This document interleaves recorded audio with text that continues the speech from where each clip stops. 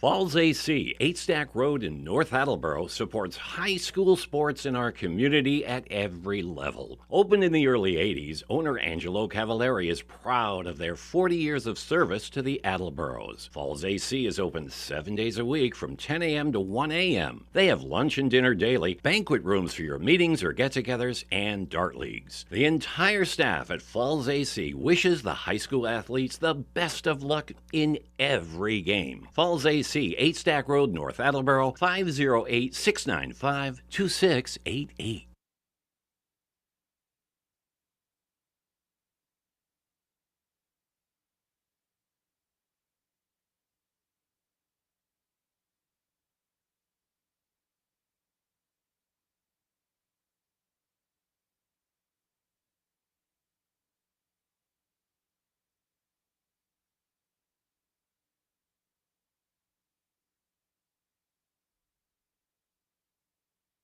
Bristol Glass, 110 North Main Street in Attleboro, has supported local high school sports for many years.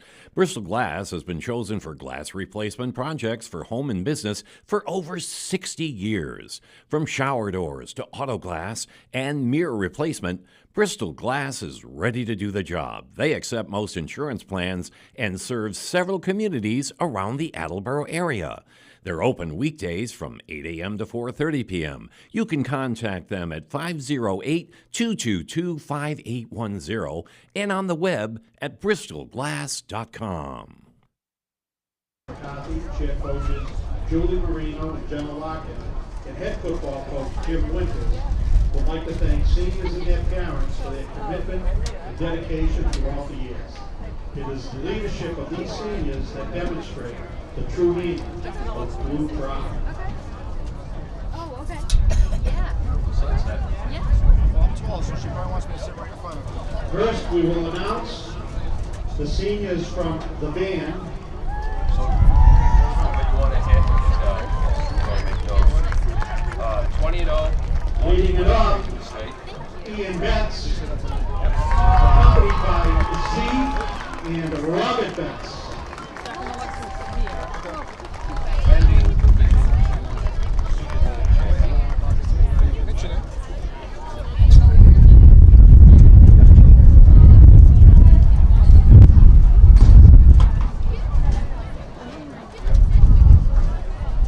Jenny Chase, accompanied by Eric and David Chase and sibling Megan.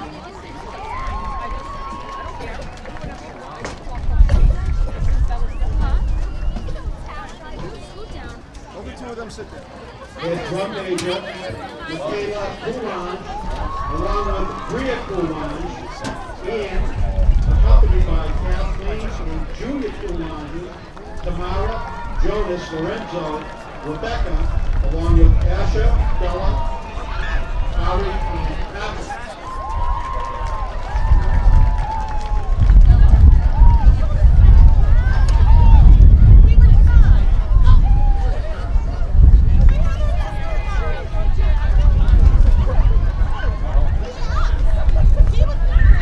Guard captain, Amanda Dennis, accompanied by mother, Maggie Dennis, stepdad, Jared, and sibling, Jeremiah.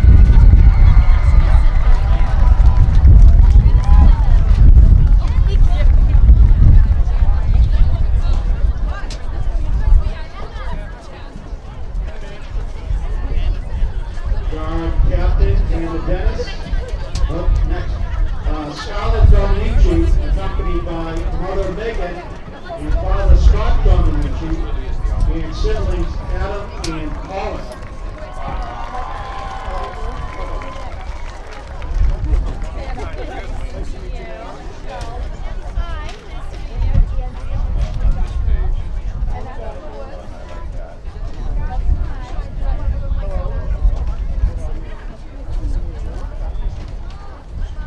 Elizabeth Kalish, accompanied by Eric and Kevin Kalish, and siblings James and Mary.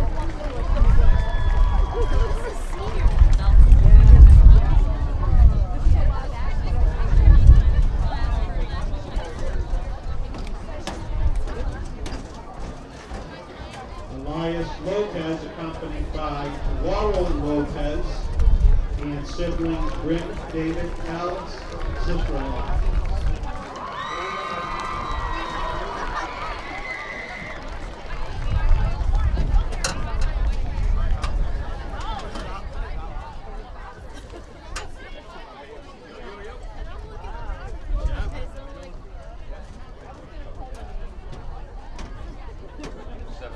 Jose Lopez, accompanied by Michelle and Jose. And Roland.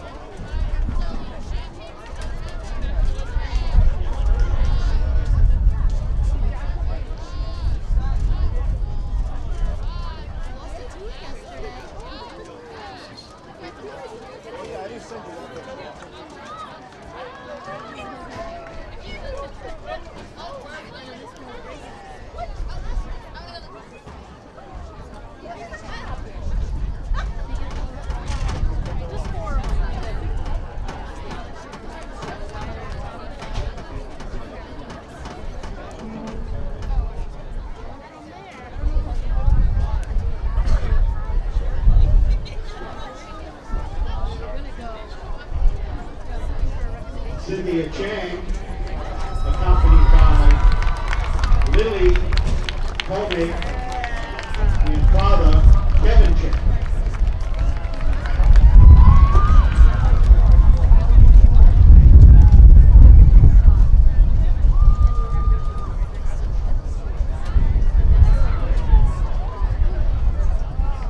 Drum major Christine Nana, accompanied by Mr. Gary Heiner, Mrs. Amy McCarthy, Mr. John McCarthy, and Ms. Roland Pearson.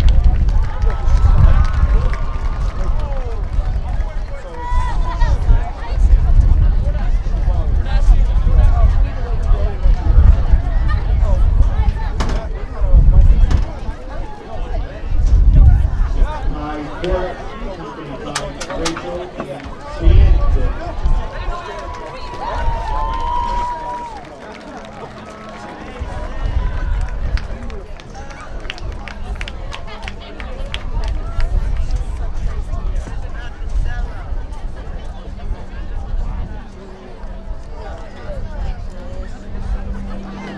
Leah Thompson, accompanied by Mrs. Meredith Bombardier and Vicki Matthews.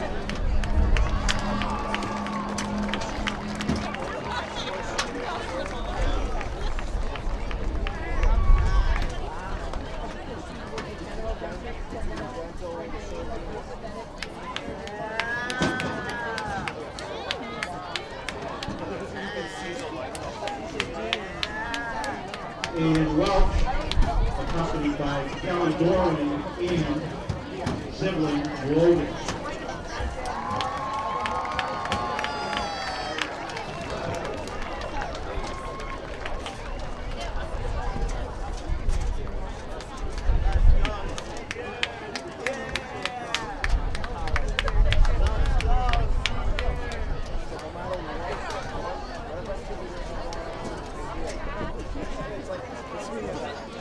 And let's hear it for the senior members of the Attleboro High School Band.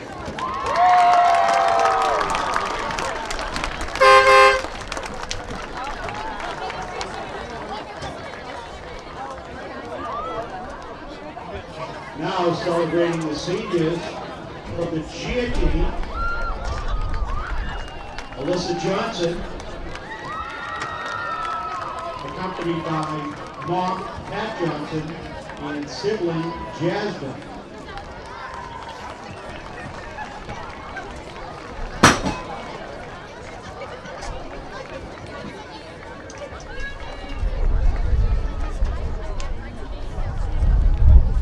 Lily Forget, accompanied by Dad and Jonathan Forget, and stepmom Christina, along with siblings Ava and Elena, Julia and Elena.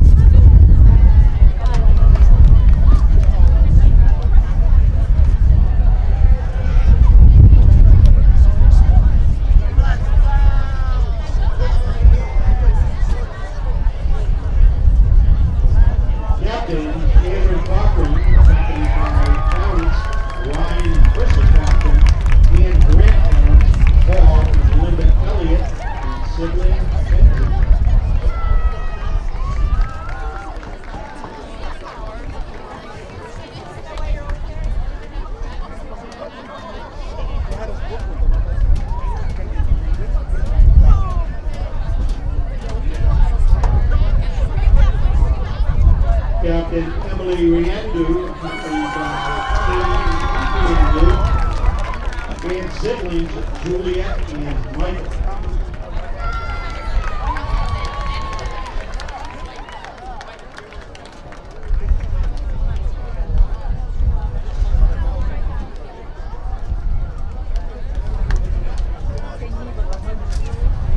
And a big hand for the seniors from the Attleboro High School champions.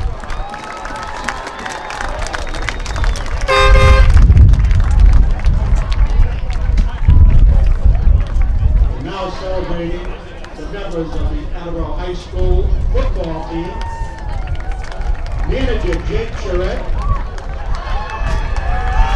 accompanied by parents Alicia and Scott.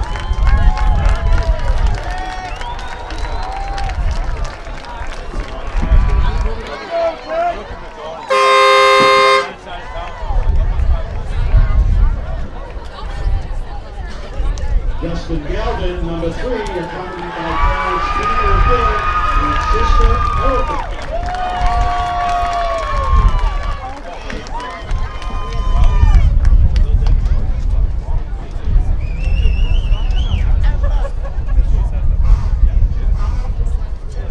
Number 4, Will Lisca, accompanied by Mother Meredith, stepfather CJ, and sisters Keegan, Victoria, and Ruth.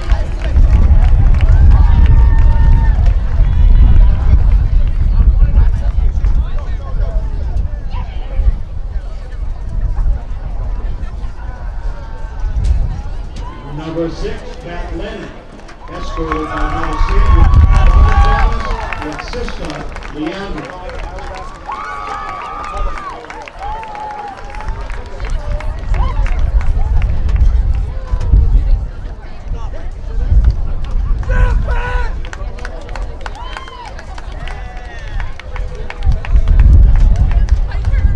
Number 7, Raul Castro, accompanied by brothers Calvin, Solomon, and Keith, Jagon, sister Essence, Tommy, and Lindsay, always with him as guardian angel, his mom, Lisa.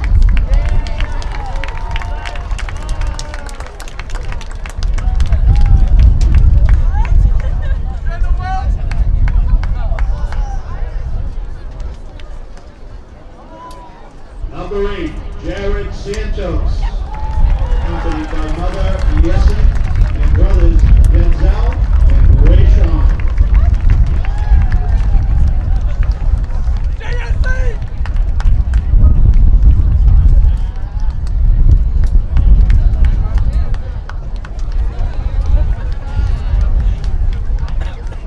Number 11, Nico Raphael, accompanied by mother Diana, grandma Maurice, sister Rosario, and cousins Damian and Messiah.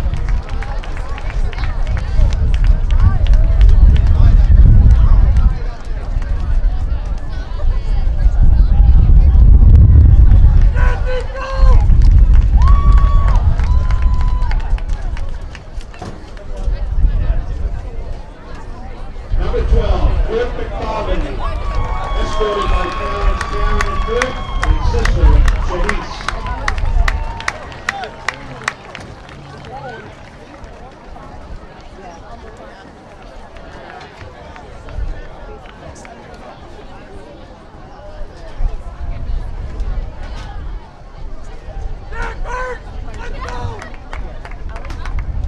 Number 17, Sergeant Ismail, accompanied by parents Minnie and Jaffa and brothers Gabriel and Michael.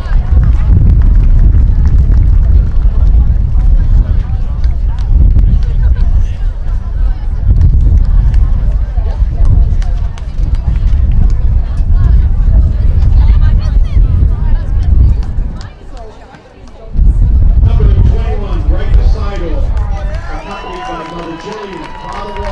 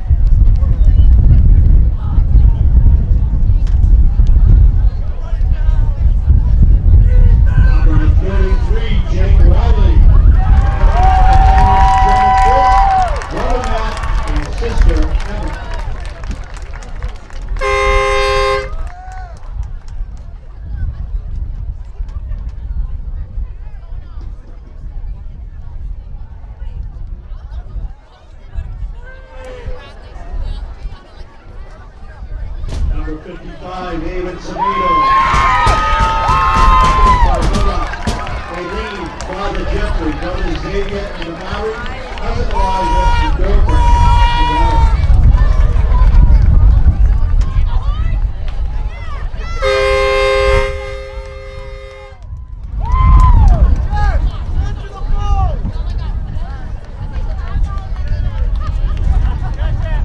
Number 60, Ben Correct. Stepfather Jeremy, Randy Barbara, Brother Jacob, and sister-in-law, Courtney.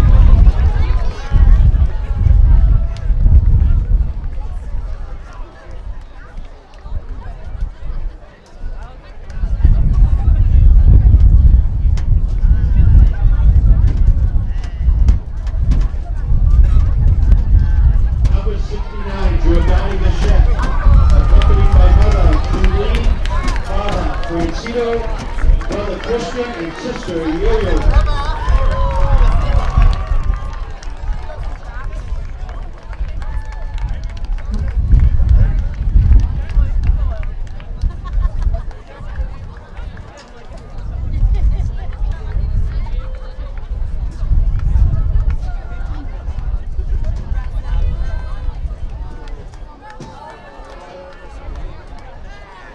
Number 72, Cameron Gray, accompanied by parents Bernadette and Michael, sister Elizabeth, and grandfather Manny.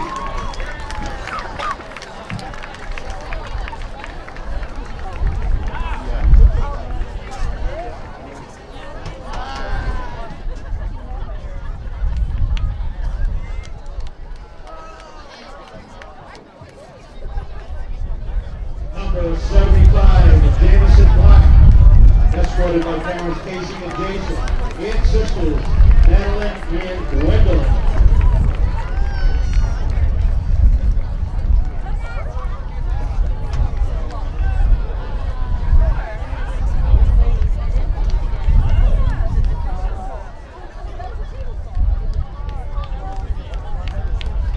Number 76, James Cole. Sister Cassie, brother Mike.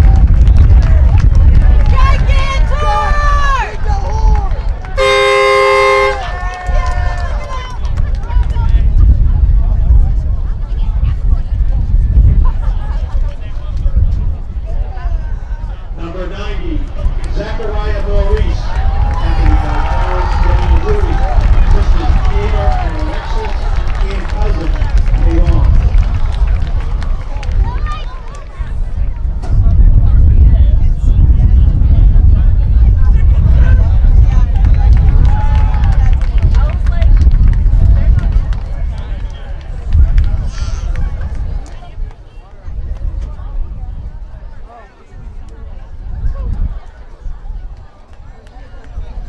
Number 99, Aaron Joy, escorted by Mother Clayton and brother Pete.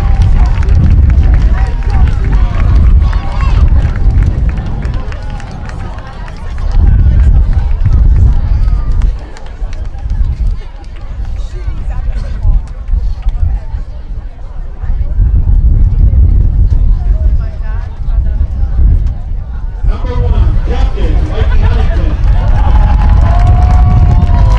accompanied by parents Karen and Jack, sisters Riley and Megan, and brother Jackson.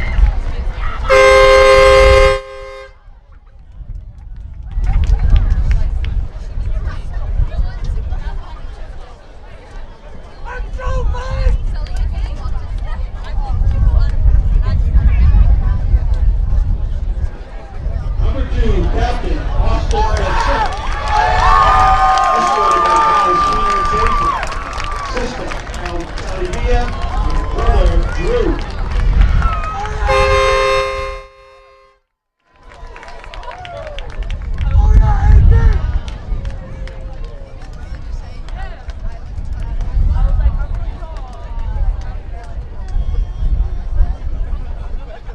Number 9, Captain Colin Jones, accompanied by parents Tim and Chippa, brothers Braden and Logan, sister Charlotte, and Granny Cindy.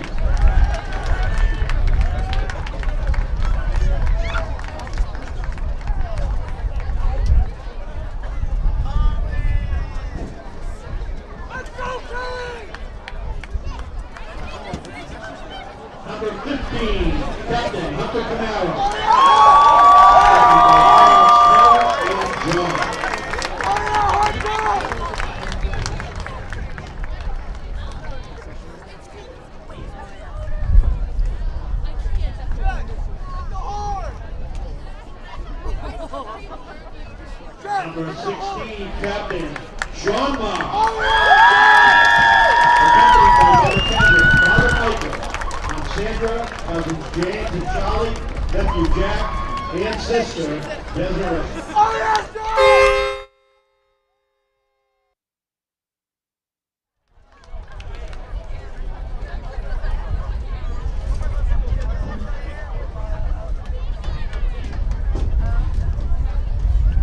Well, let's hear it for your Attleboro High School football team, teammates of 2021.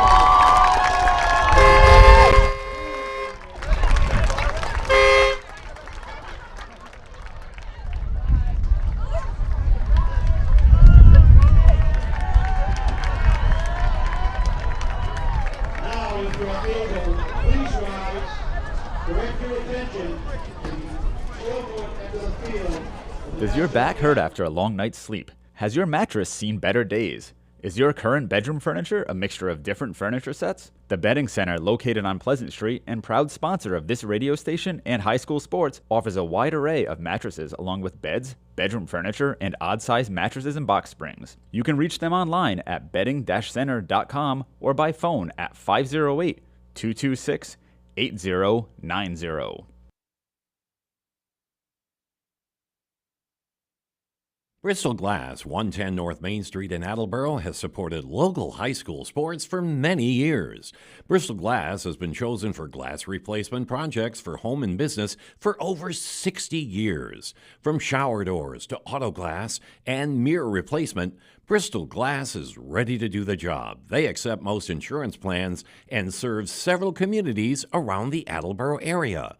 They're open weekdays from 8 a.m. to 4:30 p.m. You can contact them at 508-222-5810 and on the web at bristolglass.com.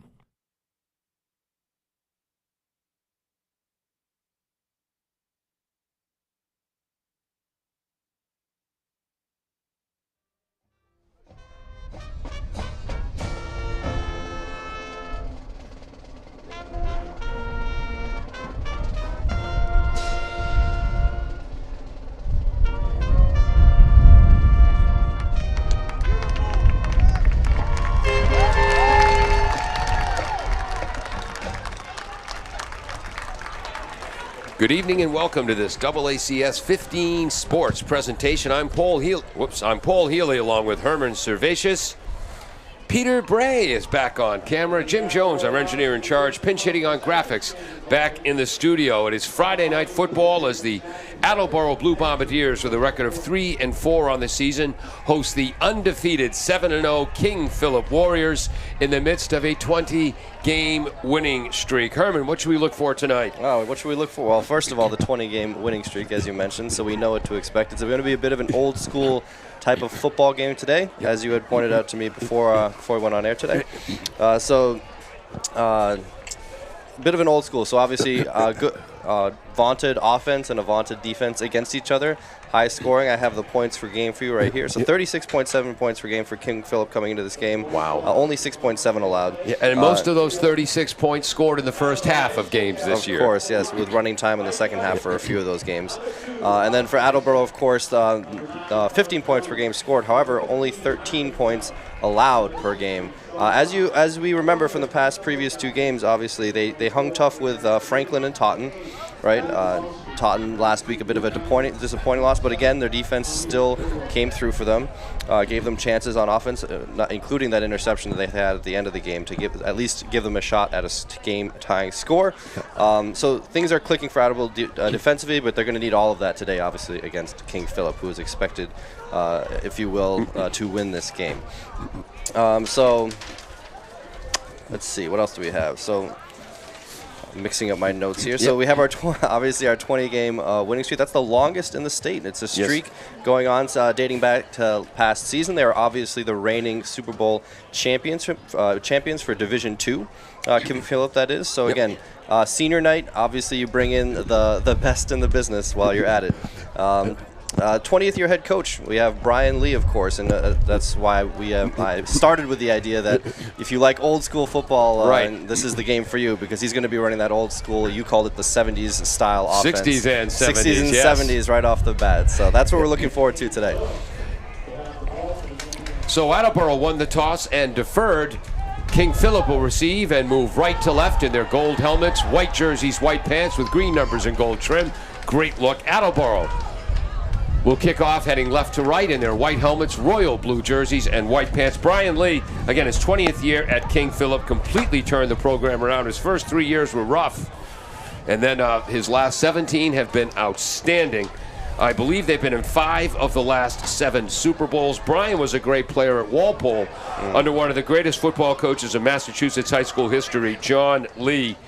Walpole was the Hilltoppers before John Lee showed up in the early 60s. He changed the name to the Rebels, which was perfectly fine in the early 60s. Of course. Won about 220 games, only lost 33 in his career, including one of the greatest games I ever saw with my own eyes, a 6-2 victory over Brockton in the Super Bowl. Brockton's 2 running backs, Campbell and, the other name escapes me. Their 2 starting running backs went to Boston College and South Carolina. And Walpole beat him 6-2 without Brian Tracy, about a 150-pound wrestler at nose tackle in their 5-2 defense, splitting a gap before every play and making tackles all over the field. But that was then. This was now. John Lee, I hope you're watching us on the AACS YouTube channel. He was always, I was doing the Sports Channel Sullivan Tire Game of the Week during all those years, so Absolutely. got to talk to John a lot before those games. Truly, yes, a great football coach. That matters a little. What really matters a lot, one of the classiest, nicest guys you'd ever want to meet. Right. Let's get to tonight as Justin Galvin is getting a kickoff left to right. Back deep to receive, number 3, Hayden Schmitz, starting cornerback. Can't see the other number. And there's a nice kick by Galvin. This will be Schmidt at his own 8-yard line. Running to his right, has a bit of a gap. There's a wall, beautifully blocked across the 40. Still breaking tackles at midfield. Finally taken down at the Attleboro 45-yard line. Hayden Schmitz, a returning starter at cornerback. Wow. Yeah, this is usually the time of the beginning of the game. We talk about how beautiful our sunset is, but obviously later in the year, so it is dark now. But there is a wind factor, which I did not mention in our pregame just now. So, of course, we have high winds going. Our flagpoles are off the charts, and you probably hear it in in our microphones just a little bit. So wind blowing from the upper right-hand corner of your screen to the lower left. And Coach Jim Winter told me before the game he wanted to throw the ball tonight against KP. It's going to be a big factor here. And it will be. King Philip on offense first, though. And coming in a empty set. Now they move the tight end, number 5, McDonald, back into the formation. The running back is Canto Osario, and he's going to have about a 5 or 6 yard gain on his first down carry. The returning starting running back was the outstanding Drew LaPlante, who ran for over 1,300 yards and 12 touchdowns last season, but he pulled a muscle, I believe a hamstring, in a scrimmage against Wellesley in the preseason. And King Philip is so incredibly deep that LaPlante hasn't got his starting spot back yet. That's a 7-yard gain. 7-yard gain. For Keegan Canto Osorio. We'll also see King at running back, Talon King, Aiden Astorino, Drew LaPlante. Ryan Greenwood plays fullback when they use it. And I believe that's LaPlante running from right halfback towards the left behind the tight end McDonald, the tackle Gallagher, and the guard King. First down, Flag. King Philip Warriors. Whoops, flag down. At least I think so. Illegal procedure. Yeah. There it is. So that one's coming back, yeah. Yep. So yeah, they're clearly a running back factor here. That we mentioned Canto Cesari, and then of course LaPlante. But then that's not mentioning that you had written it down, a note here for me. The 3 touchdowns in the Super Bowl win over Marshfield for Talon King. So again, they're loaded at running back. They have plenty of options to go to there. That's not mentioning the 2 key injuries we have for Attleboro on the other side of the ball. In Huntington and Santos, both out with injury. Michael Huntington, he and Madden Murray, their 2 top offensive threats. Huntington out on concussion protocol. Jared Santos, who's part of that great 3-man rotation at defensive end with Kamara and Marr, is out. After the flag, it'll be second down, 8 yards to go at the Attleboro 43-yard line. Nope. Yeah, that's right. Yes. Shotgun formation, twins both ways. Left side is the wide side. Attleboro rushes 4. Pass into the right flat. That's complete. I believe that's number 2, Brandon Castro. And again, King Philip, we talk about their dominant running game, and Herman, they come out in the spread look. Come out in the spreads. They always throwing us curveballs here. Different sport reference, but no, still counts. That's what they're expecting me to Exactly. do. So was that number 2 that caught that? I believe it was. If it wasn't 2, it was 3, but we'll give it to 2. Moves from the 43-yard line to the 31. That's a gain of 12. 1st and 10. The King Philip Warriors' first possession of the game. Twins to the right, that's towards the boundary. 1 running back, 1 tight end. Running to the right, that's number 21, Drew LaPlante. That's going to be a short gain. Will Plisga in on the tackle. We mentioned last game, I said Will Plisga must have had 2 rolls of quarters in his pants when he stepped on the scale to check in at 190. Will came up to me before the game today and said there were no quarters in his pants. And now he is up to a solid 195 pounds. The 5'10" 195 middle linebacker Will Plisga with the tackle. 2nd and 10. I almost said Walpole. King Philip. No gain on that one? No gain. LaPlante to the left of the quarterback. And they're running right up the middle. LaPlante breaks the tackle at the line. And he's to about the 27-yard line. We'll call that a gain of 4. It'll be 3rd and 6. KP offensive line. Only 1 returning starter. Gallagher is the left tackle, 6'1", 240. King is the left guard, 5'9", 250. His brother was a great player at KP, now playing at Endicott, along with David Constantine and 2 other KP grads. The center is Chrissy, 5'10", 260. The right guard is Lyons, 5'10", 230. The only returner on the starting offensive line, right tackle Herlin, 6'1", 225. Again, no tight end, spread formation. Looking to the right, pass is complete to number 7, Tommy Kilroy. And Kilroy stays in his feet. When Kilroy was a sophomore, KP's quarterback was on concussion protocol. He came in, made his first varsity start right here at Tozer Cassidy Field, and led KP to a 14-7 victory in that game. And this is close to a first down, so that was the quarterback, Zach Gebhard. There seems to be a discrepancy about whether he stepped out of bounds, Yep. maybe for either a 3-yard gain or, like you said, close to the first down marker for about an 8-yard gain. Kilroy also a returning starter at strong safety. And they got to put a measurement here. Yeah, KP, 4 out of the 5 starters on the offensive line are new. All 3 starters on the defensive line, some of the same kids, are new.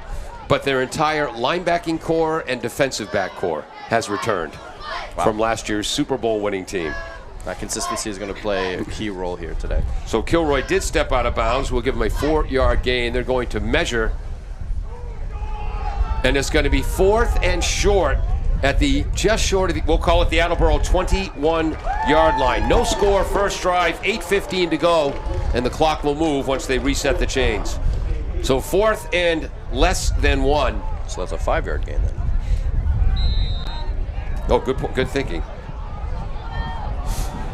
I formation, that's the old KP look. Coming in at fullback was number 39, Ryan Greenwood, a junior, taking the quarterback sneak himself. Zach Gebhardt, sneak on touch, my big brother Michael's favorite short yardage play. A tough earned 1 yard right there, but that's what they needed for the first down. My brother Mike, our longtime color commentator, he and KP defensive coordinator Matt Wassel, big fans of each other's work. I made the mistake of putting Matt on the phone with my brother Mike pre-game. After about 10 minutes, we had to pull the plug. Mike, he's got a game to coach. 1st and 10 inside the Attleboro 20. Bunch formation to the left. Power formation. Astrino tries to run right. Hit in the backfield. And who is that? 58 or 52? 52. Outstanding two-way player, Noah Williams. Right tackle on offense, nose tackle on defense, and boy, what a year he's had. 6'2", 220. So LaPlante dropped for no gain. And I believe that was Kamara on the other side of him. So you had whichever way he went, he was going to run into an Attleboro play there. So great penetration by the defense there. Attleboro starting Cole at defensive tackle. Williams is the nose tackle. Marr and Kamara, captains, are the defensive ends. It's usually a 3-man rotation at defensive end with Jared Santos. Santos is out today So we'll see some of Alvin Semedo, the left tackle on offense, playing some D-line as well today. And there's a flag with the old-fashioned power or I formation for King Philip. Defensive. Offsides. Ooh, someone lined up offside maybe or jumped? Or jumped, either way, yeah. So each team with a penalty so far. 5 yards, yeah. 6:56 to go, first quarter. First drive of the game for KP. It'll be 2nd and 5. And they are at the 16-yard line of the Bombardiers. Yeah, it's a tough break after getting that stop on first down there for a 1-yard loss. Now you're giving them free yardage for, now again, 2nd down and 6 coming up. Not counting penalties, this will be the 8th play of the drive. I formation, 2 tight ends. That's the old power look. They run a counter trade to the right. Bouncing off tacklers, taken down hard is Keegan Canto Asario. Plisga was in there, I believe Will McHugh as well. The outstanding weak side linebacker, number 44 in the blue. And that's a gain from the 16 to the, where is he? The 10. Yeah. And it's going to be 3rd and 1. And he's running right up the middle, and he'll have the first down. Sorry, I had my head down, folks. Not sure if that was a trap or just blast blocking. Again, Gallagher, King, Creasy, Lyons, and Herlin, the offensive line. Tight ends are McDonald and Gunning. Gunning's father and my nephew Matt are good friends. Hopefully Mr. Gunning can overcome that. So it's 1st and goal here from the 9, I believe, right? Yep, 1st and goal at the 9-yard line. So that was a 2-yard run. Yep. 10th play of the drive coming up. No score, 5:30 to go. I formation, tight end right. That's the short side. Fake right, run left. Hit at the line, but look at him keep those feet moving. Turns nothing into a 2-yard gain. Bassett in on the tackle along with Will. No quarters in my pockets. Plisga. Plisga, yes. That's a great story there. Making sure that you knew you'd put on some weight. And he's listed the right way, too. Moves from the 9 to the 6. So that's a 3-yard gain. 2nd and goal. 11th play of the drive coming up. And you can hear the wind in our field mic. I was going to say. And again, Jim Winters saying before the game, I hope this wind dies down. The wind technically at KP's back, although it's diagonal from the upper right to the lower left. Tight end is right, that's the short side. Wide to the left is DeCastro running right up the middle. What a block by number 72. Right tackle Herlin pancakes the Attleboro defender into the end zone, but coming up with a tackle, big number 76, Cole. And that's just a gain of, we'll call it 2 to the 4-yard line. Who had that carry? Was that 20? I thought I had 21. Was that LaPlante? Must have been LaPlante, yeah, 21. Okay. So we'll yeah, 2 yards. So now it is 3rd and goal from the 4-yard line. 12th play of the drive. And the clock, folks, when they snap the ball, we're going to be inside 4 minutes to go. Spread formation, trips to the left. LaPlante to the left of the quarterback, Gebhard. Throws to the corner, post corner pattern, just over the outstretched hand of Hayden Schmitz. And the Bombardiers with a chance to come up with a stop here. It's going to be 4th and goal. But another thing I didn't tell you about KP football, Herman, they always have an outstanding place kicker. So they can bring on Sean Woods and go for a field goal. Nope, they're going to keep the starting offense out there. Yeah, I was just thinking that as you were saying that. Looks like they're staying out there. 3:53 to go. Clock stopped after the incomplete pass. 13th play of the drive coming up. And with the injury to Mike Huntington, the starting free safety, Madden Murray has moved from cornerback to safety. And sophomore James Skeeter DeCito is starting at defensive back or cornerback. Back to pass again. Sweet pass. Tipped by Plisga. Incomplete. And the Bombardiers hold. The Bombardiers have had some problems this year, but her defense has not been one of them. And that gets the crowd going. Outstanding read by Will Plisga. Absolutely. Gebhardt's lucky that wasn't an interception being taken the other way. That was, he had plenty of room in front of him. It went through his hand.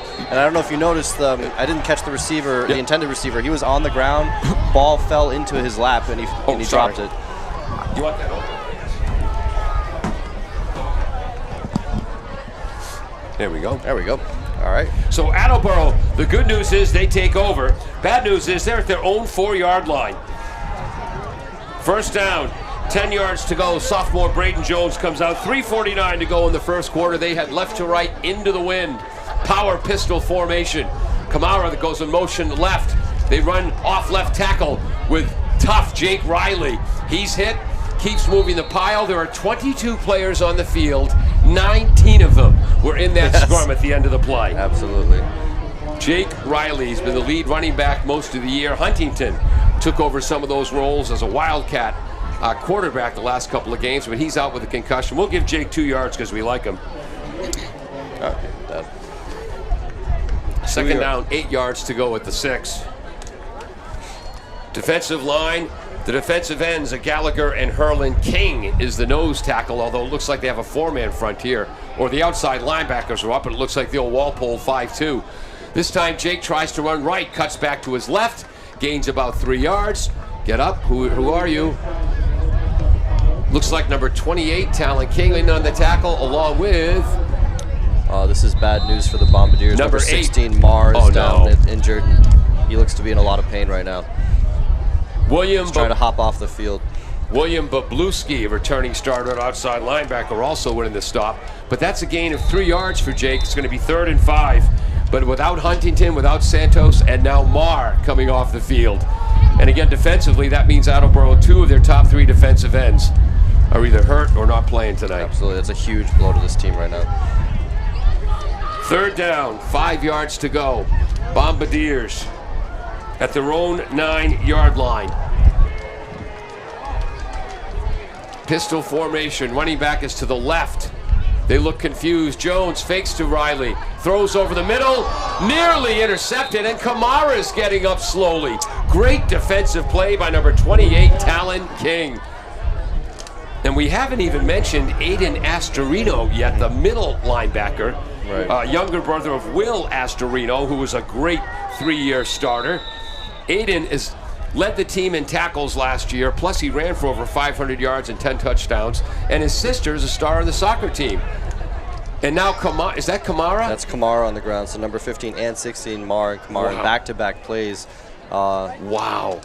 I mean, Mar was able to get off on a hop off the field. Kamara's still down on the field. So in 2 consecutive, again, Santos didn't start the game today due to injury, and now the 2 starting defensive ends, tight end and H-back on offense, have been shaken up. Oh, this is tough. We're going to take a quick break. It is no score, 2:19 to go, first quarter. King Philip Warriors, the Attleboro Blue Bombardiers on AACS 15 Sports, and now we're staying right here as Kamara's up, holding his left rib. I'm going to guess he'll be back, but again, I'm not a doctor. Yes. Good to see him walk off on his own power there. 4th down, 5 yards to go. I assume the punter McFarland, Kirk McFarland, 6', 200-pound senior, will come on. Again, punting into the wind. This is not fake punt territory. No. Long snapper is Jamison Black. They're rushing it. Gets it off. Short punt, though, into the wind. Jim Winters, head coach, almost makes a nice catch on the sidelines. And it's going to be great field position for King Philip at the 30 or 31-yard line of the Bombardiers. We'll be back after a quick break. Does your back hurt after a long night's sleep? Ow. Has your mattress seen better days? Is your current bedroom furniture a mixture of different furniture sets? The Bedding Center, located on Pleasant Street and proud sponsor of this radio station and high school sports, offers a wide array of mattresses along with beds, bedroom furniture, and odd-sized mattresses and box springs. You can reach them online at bedding-center.com or by phone at 508-226-8090.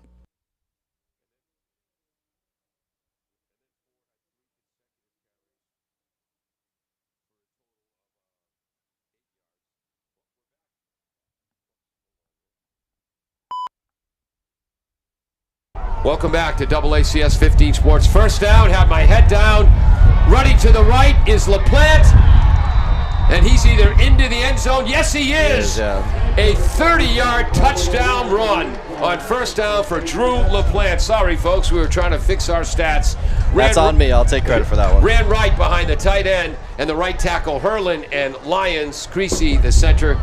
And if Greenwood was out there, I'm sure he threw a block. So That's the first time today that the King Philip Warriors have been able to get to the edge running the ball, and they made it count.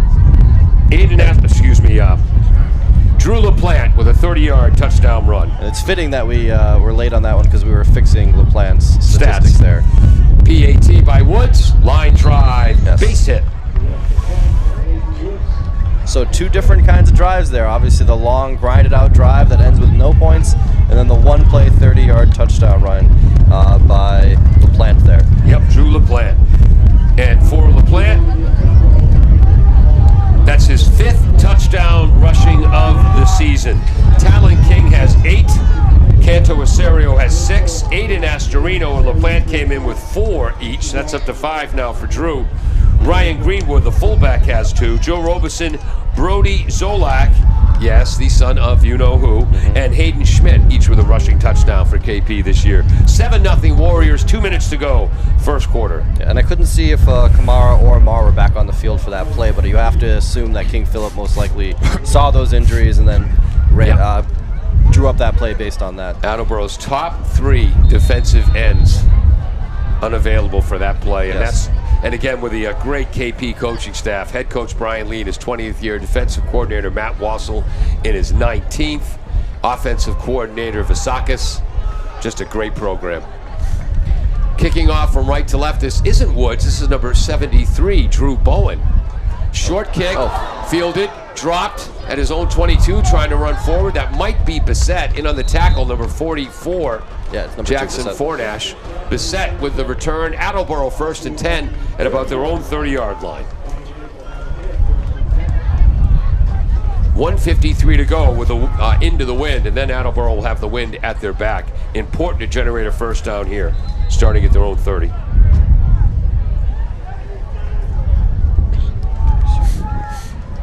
Here they come. Semedo, the left tackle. Gray, the 3-year starter at left guard. 2 years at tackle, this year at guard. Ferret, the center. Wild, the right guard. Williams, the right tackle. He's a good one. Madden Murray, one of the fastest players on the field, on a jet sweep, actually a shuttle pass. He was in the left slot, ran left to right. Tackle made by number 3, Hayden Schmitz. And we'll see what that gain is. Looks like they gave him 2 yards. We'll give him 3. We like 3. Madden. And again, Madden's Shuttle pass, yes. Madden's uncle, Caden Murray, had 2 second-half TDs in 2021 in that tough 30-22 one-score loss to KP. It'll be second down, really 8, but we'll call it 7 because we already gave Madden 3 in the stats. Swing pass, and Marr is back on the field. That's good news. Incomplete, 3rd and 7. And again, Attleboro, still 1:47 to go in the quarter, and the wind is only getting stronger. They would love to generate a first down here and not be forced to punt into the wind. Number 75 coming in for KP on the defensive line. That's Luca Angelucci, or Angelucci. Here come the Bombardiers. Kamara and Marr are both back. Bunch formation to the right, that's the short side. Wide out to the left. Riley's going to run a counter, a delay. Breaks 1 tackle, but who is that who will not let go? I believe. Get up from the bottom of that pile. Hold on. Number 56, defensive end Gallagher on the stop. It's going to be 4th and 4. So a 3-yard gain for Riley. 1:25 to go in the quarter. And I believe Attleboro's called timeout. Is that an Attleboro timeout? Okay, we think that's an Attleboro timeout. We'll be right back on AACS 15 Sports, 7-0 KP. Falls AC, 8 Stack Road in North Attleboro, supports high school sports in our community at every level. Opened in the early 80s, owner Angelo Cavallari is proud of their 40 years of service to the Attleboros. Falls AC is open 7 days a week from 10 a.m. to 1 a.m. They have lunch and dinner daily, banquet rooms for your meetings or get-togethers, and dart leagues. The entire staff at Falls AC wishes the high school athletes the best of luck in every game. Falls AC, 8 Stack Road, North Attleboro, 508-695-2688.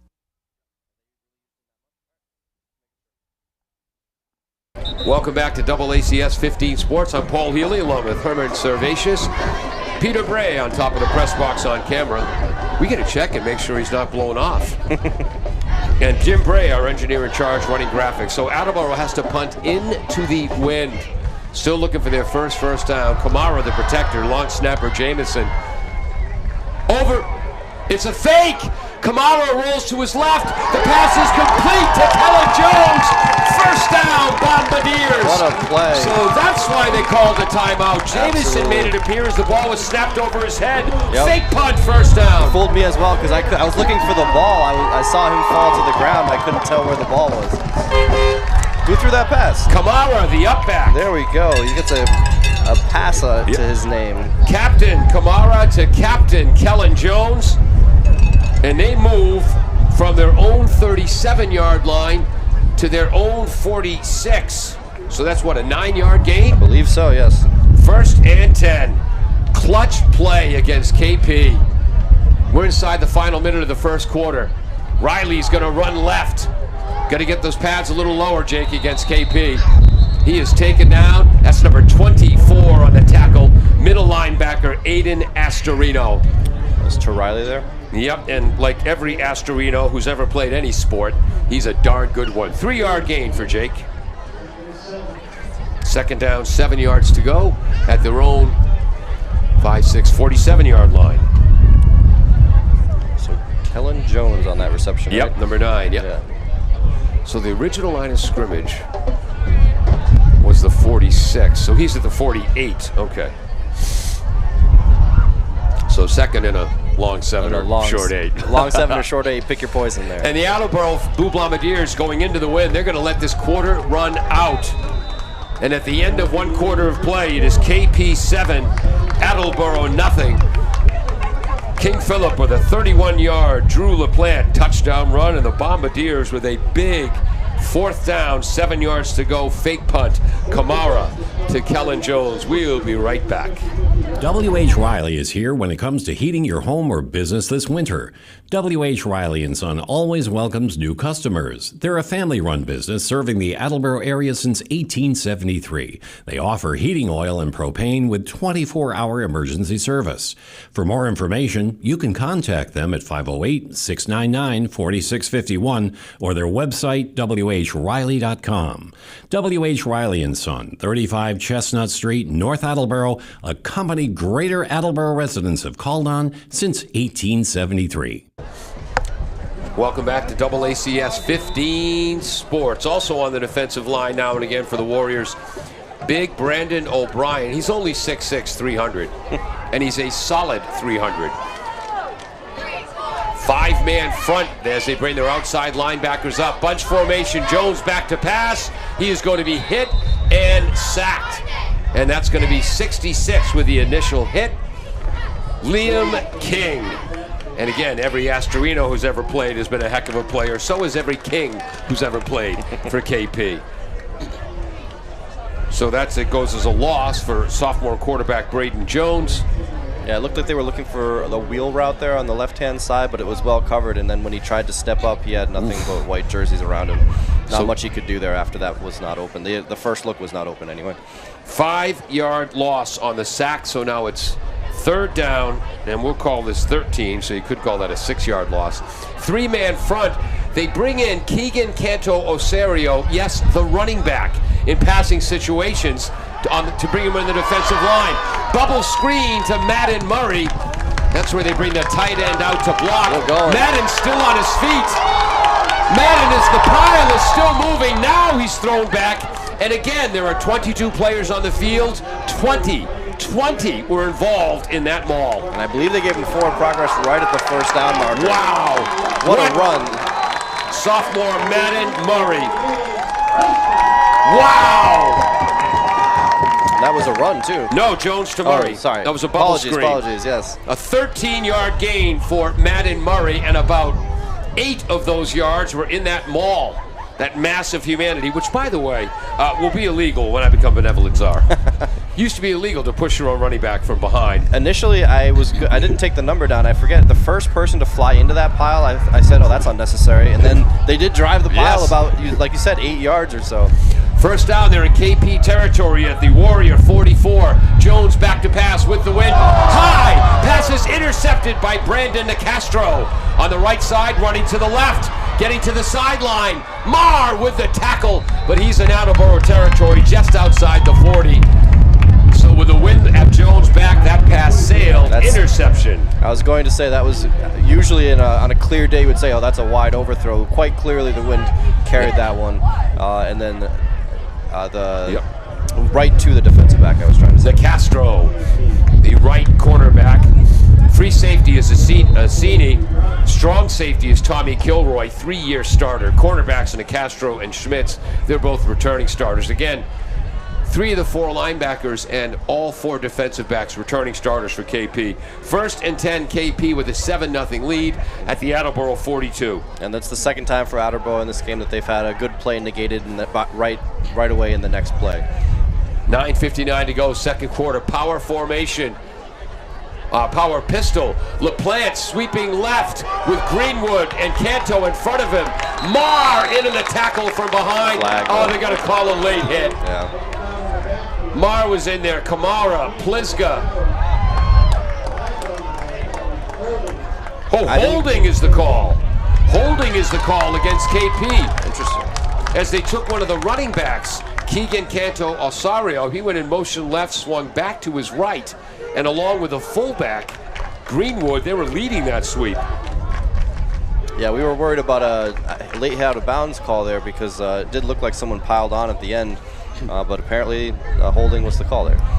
So LaPlante on the carry, but a holding call goes against KP. So was that 2 penalties for KP now? Second penalty for 10 yards total, yeah. Well, no, that's a 10-yard penalty. Well, that's 10. Yeah. So then that's for 15 yards. Sorry. Yeah. Apologies there, folks. First down, 20 yards to go. Paul keeping my stat checking in check. And they're putting the ball at the 33. So actually, it's a 1-yard gain for LaPlante. Don't worry about that. So we're not recording that? Yeah, it's a 1-yard gain, and then for the penalty from the spot of the foul was 10 yards, so it's 1st and 19. I see. They running LaPlante right from the I formation. First hit by Bassett. Second hit by Plizga, I believe. Nope, that's the defensive back. That's number 3, Justin Galvin, and he gets up limping. But LaPlante moves from the 33. Excuse me, where was I there? No, the sorry. 40. He was at the 48. And they're at the 45 now. So. And now at the 44. He's over the line. We've got to give him credit for that yard. Of course. So we'll call that a 5-yard gain, and it's going to be second down and about 13. So we could give him 6 if you want. The answer to life, the universe, and everything. He's at 42 yards rushing right now. Bing, bing, bing. In motion right is LaPlante. They fake the screen right. Screaming up the middle is Noah Williams. They accounted for Marr, the defensive end. They did not account for the nose tackle Williams, and he sacks Zach Gebhard, the quarterback. They're back to the Attleboro 45. It's a huge loss right there. Boy, is Williams come on for the Bombardiers. Stepping it up right now, again, as we had mentioned before in pregame, 2 injuries pregame, and then of course 2 additional injuries during the game, although those players are playing through them. So Williams coming up big there with the sack. An 11-yard loss. An 11, it looked like more than that, so. 10, 20, it is going to be 3rd and 22.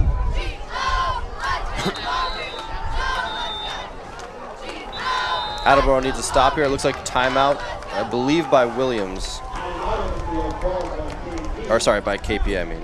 Timeout, King Philip. Yes. Tom Rafferty from WARA fame, driving for medical supplies.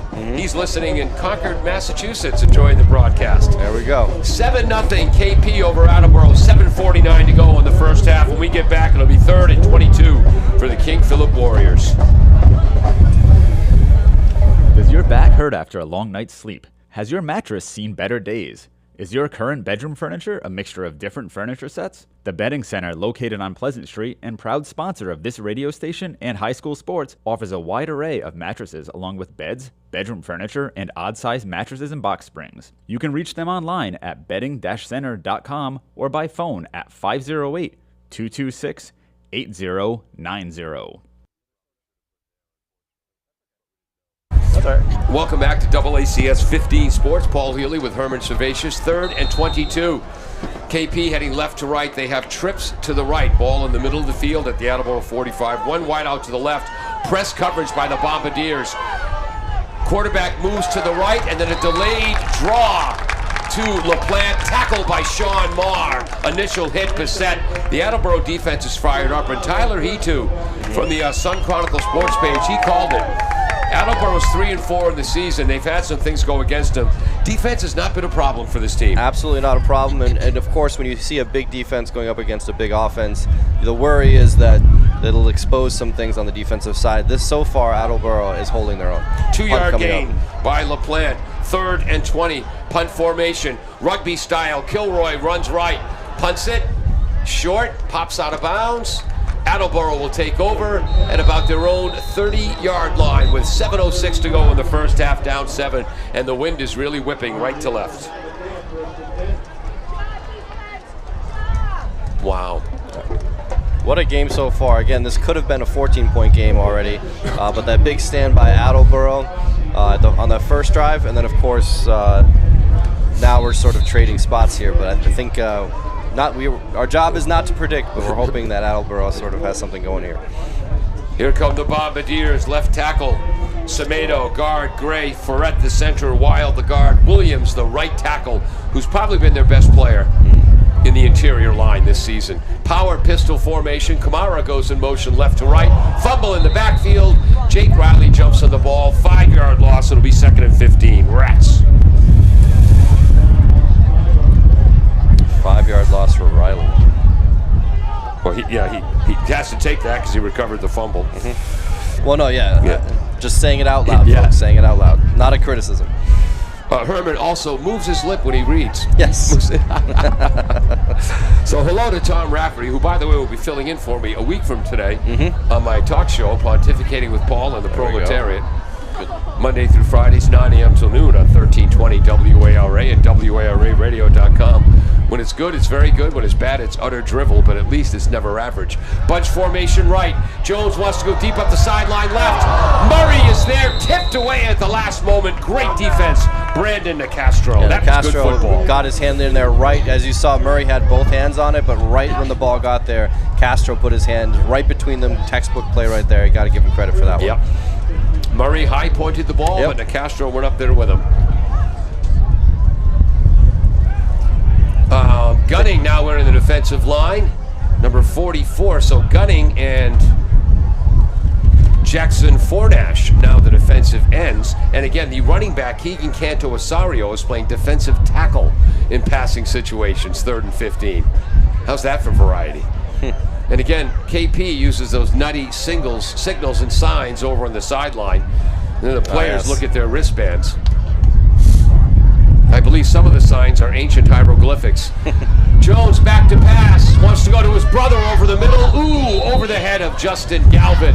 And Kellen thought he was open, his big brother. Yep, absolutely. You can see Kellen Jones there putting his hand up. To his face mask. Again, we also have to put, we cannot always, on most incomplete passes anyway, we can't only err on the side of caution, or we can't say it's due to arrow. The wind is picking up currently, and that is playing a huge factor here. As is the KP defense. KP defense. No, we will give them 0 credit. Matt Wassel, the 19-year defensive coordinator for King Philip. Boy, is he good at what he does.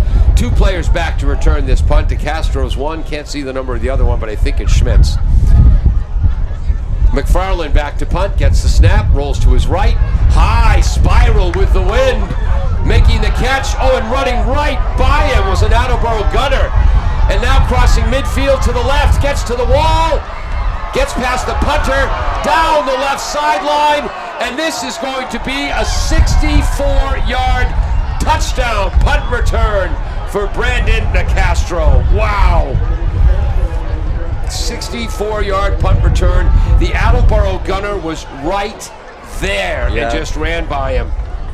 I think he assumed he was going to call for a fair catch. Yeah, I think Sutherland, number 26 there, was on the coverage. He went right by them, and I think, like you said, it's almost looked as if he believed it had already been called, maybe. So. Wow, what a shame. The gunner was there for Attleboro, assumed it was going to be a fair catch, ran right by to Castro. KP set the wall up on the left, the wide side of the field. I don't think he was touched. Well, he was touched by the punter, Nick McFarland. Extra point. Snap is good. Hold by Canto Osorio. Kick by Woods. 14-0. King Philip. 5:49 to go in the first half. Wow. 2 big plays. We'll be right back. Claudino's Auto Repair, located at 310 South Main Street in Attleboro, is celebrating 30 years in the auto and truck repair business. Over the years, John Claudino and his team of mechanics have worked to build a long-lasting rapport with their customers, from oil changes to diagnostics, transmissions, and routine maintenance on foreign and domestic cars and trucks. Claudino's will keep your vehicle running. Claudino's Auto Repair, 508-226-8545, or at ClaudinosAutoRepair.com. Welcome back to AACS 15 Sports. King Philip. And again, in 2022, when King Philip beat Attleboro 14-7, that was the day that Attleboro's defense, with defensive coordinator Tommy Burns, who believes in attack, they played great all game. KP scored on 2 big plays, a Kyle Abbott 46-yard touchdown run and a Will Astorino 32-yard touchdown run. We got a replay of that here today. Attleboro's defense has been outstanding, with the exception of 2 remarkable explosive plays by KP. Long punt return, and of course the 30-yard run by LaPlante. LaPlante? Yep. Okay. Oh, the wind blowing the ball over. Looks like kicking off number 73, Drew Bowen. Just your typical 5'11" is 225-pound kicker, wearing number 73. Now he gets rid of the T, and Keegan Canto Osorio, what doesn't he do for this team? Plays running back, plays defensive tackle, plays holder. 5:49 to go. KP kicking with the wind. Luke Rosa style, straight on with his toe. Murray fumbles the ball. Murray kicks the ball. Murray jumps on the ball at his own 8-yard line. Say it with me, Blue Bombardier fans. Rats. Rats indeed. Fumbled the initial one, and then he tried to pick it up and run with it, but even that second look there, he pushed it even just further towards his own end zone. He had to just jump on it at that point, despite the large loss of yardage. And where are they placing this ball? It's inside the 10 somewhere. Looks at the 9-yard line. We'll put it at the 9-yard line for the Bombardiers. 1st and 10. Wind whipping here tonight at Tozer Cassidy Field. At their back, but again, it's going diagonal from the upper right of your screen to the lower left. Yeah, hard to tell how much the wind played a factor in that play here, but Attleboro can't get caught up trying to get too many big plays right off the bat. They need to keep playing their game, which has gotten them here to this point. Because there's still no such thing as a 14-point play in football. Absolutely. Not yet. Galvin is in at H-back, goes in motion right back to the left. They give to Riley right up the middle. Hit by number 66, King. Drags him forward across the 10-yard line. And we'll give Riley a 3-yard gain. And it'll be 2nd and 7. 2nd down, 7 yards to go. Call it just outside his own 12. Yeah, only the 6th carry for Riley so far for 9 yards. He obviously had the big 5-yard loss on that fumble on the last drive, so his numbers would be higher without that, of course. This is Attleboro's 4th possession. Their only first down of the night came in a fake punt. Came on a fake punt. Again, I think the KP defense has something to do with that. I believe our first fake punt of the season, if I'm not mistaken. And the one time I wasn't looking for it. Option right by Jones, short side, late pitch. Riley tries to cut up, takes some big hits, keeps his feet moving forward. It's going to be about a 3rd down and 3 or a long 4. Sorry, Warrior fans, didn't see who made the hit. It's on the far side, so it's hard to see it over there. So Riley with a 3-yard gain? Well, he goes, from the 12 to the 15. I believe so, yep. So it'll be 3rd down, long 3, short 4. 4 yards on that. All right. Attleboro heading right to left for our radio audience. 14-0 King Philip. Hey, I didn't take my egg timer out tonight. My 3-minute-old. It's because Paul is a professional and he keeps on top of it regardless. Yes, hourglass egg timer. So I make sure we keep giving the score to our radio audience enough. Paul. H-back comes in motion left. Pivot goes back to the right, acting like a pulling guard. Bombardiers try to run behind that block and behind the left side of the line, Semedo and Gray. And this is going to be 4th and a yard. Big number 77 was there. Also number 24, Aiden Astorino in that tackle. 4th and 1, Bombardiers. That was Riley on the carry? Yep. For 2. And it's going to be 4th and 1. Coach Winters might want a measurement, and they're going to go for it. 4th and 1. In their own territory here, yeah. At their own 19-yard line. 18-yard line, excuse me. They've got to get to the 19 for a first down. Clock is moving. 3:13, 3:12, 3:10 in the first half. Bunch formation right. I think Attleboro wants to try to draw him off. Murray is wide to the left. Press coverage by Nicastro. Timeout, Jim Winters. Trying to draw him off. Try and draw him off. That's their second timeout of the half. Coach Winters said before the game that they wanted to use a lot of shifting of their H-backs and tight ends. He thought that might help cut down on KP's ability to blitz. He said, we can say this now, the game has started, he was going to try to throw the ball more than usual today to try to generate first downs and shorten the game. And again, this is their 4th possession, only 1 first down. Only 1 first down so far. Exactly, which was a good pass. Yes. Here come the Bombardiers. And number 12 is out there, their punter, Kirk McFarland. KP, not sure what they're going to do. They lead 14-0, a 30-yard touchdown by Andrew LaPlante, 64-yard punt return by Brandon Nicastro. That's Nicastro's first touchdown of the year. Low snap, line drive over the head of Nicastro. Fields it, he's all the way back to his own 20-yard line. But again, the gunner runs past him. Tackle made at the Attleboro 31. Jones in there in the tackle along with number 55, Semedo, the left tackle. Great coverage there to make sure that he wasn't able to turn around and turn that back, get those yards back from that the great roll that they got on that punt there. Line drive punt, which perhaps was done by design, because if you remember the first 2 punts that they had, one went straight up, clearly into the wind, pushed back by the wind. So perhaps changing their strategy on punt style there. 32. Wow. That punt went more than 50 yards with the roll. Incredible. And again, about a 10-yard return by Nicastro. Makes you feel better about not going out for it on your own 15. First and 10, KP. They're at their own 30-yard line. Sweep left to LaPlante. Again, he gets to the edge. Has first down. Yardage knocked out of bounds by, where is he? Galvin, the strong safety. So from the 30 on first down. To the 43, so about a 13-yard gain there. For LaPlante. And they've broken the edge now once to the right and now once to the left. 13-yard gain, Drew LaPlante, over 1,300 yards rushing and 12 touchdowns last year. First and 10, their own 43-yard line. They give to LaPlante off tackle right, stretches it out wide. Nice play by Galvin to come up and force it. Marr in the tackle, along with number 30 for the Bombardiers, sophomore James Skeeter DeCito in the starting lineup due to the injury to Huntington. Wow, that's a 5-yard gain for LaPlante. Grinding it out now.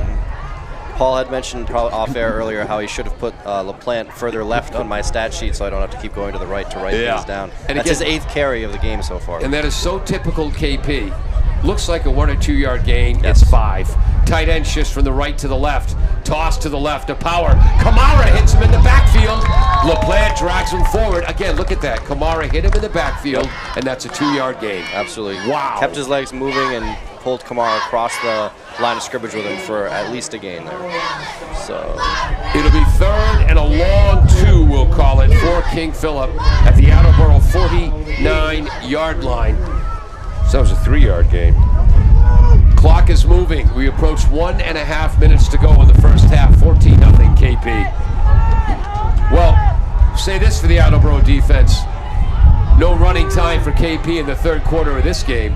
Two tight ends, I formation, one wing wide left. Hit the backfield, taken down at midfield. Screaming in for the left side was Kamara. From the right, Marr, and right up the middle, big Cam Gray. And he wants to come out, he's limping. Wow. 4th and 3, a loss of 1. And again, Matt Wassel talking to him before the game, he said 15 and 16 for Attleboro. That's Kamara and Marr. Kamara and Marr making the play there. They watched the film against Milford and Franklin and said those two kids are players. Fake punt. Nope. Just kidding. Kilroy rolls right, punts it, the ball goes straight up in the air. Infield fly rule, batter out. Reminds me, I got to tell a story. And that ball's going to be down. It's still rolling. Still rolling, yeah. The number 7 had to pick it up there. At Attleboro's own 38. That's an 11-yard punt. And that might have not have been a roll. That might have just been the wind blowing it. Yeah. It's hard to tell. Kilroy was smart to pick that up there, not let it get any more yardage, rolling the opposite direction of the way they wanted it to. Early 2000s. Here we go. I was covering a New Hampshire state championship playoff game. Concord, who cares? Anyway, 55-mile-an-hour wind gusts in that game. 55 mile an hour. And there was a punt in that game caught by the punter.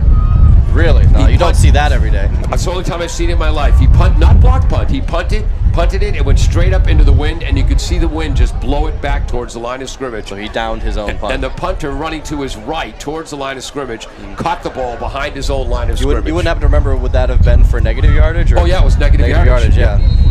Now that is a wonky stat. And we right missed there. a flag. There was a flag against Attleboro in there, a 10-yard penalty. So instead of starting at their own 39, they're going to start at their own 29. So another penalty versus out. Just 32 seconds to go in the first half. Sorry, I was telling my story about the punt caught by the punter, and we missed what the flag was. Riley tries to run left, hit by about 17 KP tacklers. Kilroy in there along with, Astorino again. Aiden Astorino. No gain. When Aiden's brother Will was the middle linebacker, Aiden played outside linebacker. As soon as Will graduated, Aiden took over as middle linebacker. 1 yard gain for Riley. Oh, they give him a yard. Look at that. Come on, his father's the president of the touchdown club. We like Jake. And it looks like Attleboro's going to let the clock run out. That will end the first half. King Philip on the strength of a 30-yard LaPlante touchdown run and a 64-yard Brandon DeCastro punt return of a 14-0 lead over Attleboro. And this is the, 8th game of the season, last regular season game before the playoff seedings. Bombardiers sometimes have trouble moving the ball, but guess what? Teams have trouble moving the ball against them. They have Franklin, Milford, some of their lowest scoring outputs of the year against Attleboro. Any comments before we go to halftime? Nothing off the top, so we'll see you at halftime with a little bit of an updated stat sheet and make sure that we're all correct here, and a couple thoughts. All right. It's 14-0 King Philip at the half on 1320 WARA, WARAradio.com, AACS Channel 15, and the AACS YouTube channel. If you're watching on the YouTube channel and enjoying the broadcast, please hit the like button. Makes our sponsors happy. You can subscribe or leave a comment. Thank you, all folks. three. Yes. Bristol Glass, 110 North Main Street in Attleboro, has supported local high school sports for many years. Bristol Glass has been chosen for glass replacement projects for home and business for over 60 years. From shower doors to auto glass and mirror replacement, Bristol Glass is ready to do the job. They accept most insurance plans and serve several communities around the Attleboro area. They're open weekdays from 8 a.m. to 4:30 p.m. You can contact them at 508-222-5810 and on the web at bristolglass.com. Falls AC, 8 Stack Road in North Attleboro, supports high school sports in our community at every level. Opened in the early 80s, owner Angelo Cavallari is proud of their 40 years of service to the Attleboros. Falls AC is open 7 days a week from 10 a.m. to 1 a.m. They have lunch and dinner daily, banquet rooms for your meetings or get-togethers, and dart leagues. The entire staff at Falls AC wishes the high school athletes the best of luck in every game. Falls AC, 8 Stack Road, North Attleboro, 508-695-2688. W.H. Riley is here when it comes to heating your home or business this winter.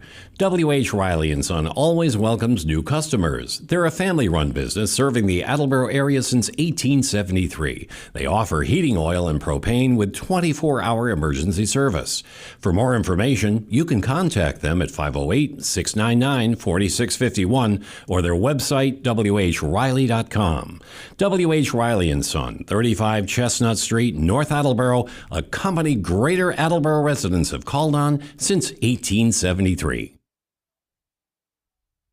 Claudino's Auto Repair, located at 310 South Main Street in Attleboro, is celebrating 30 years in the auto and truck repair business. Over the years, John Claudino and his team of mechanics have worked to build a long-lasting rapport with their customers, from oil changes to diagnostics, transmissions, and routine maintenance on foreign and domestic cars and trucks. Claudino's will keep your vehicle running. Claudino's Auto Repair, 508-226-8545 or at claudinosautorepair.com.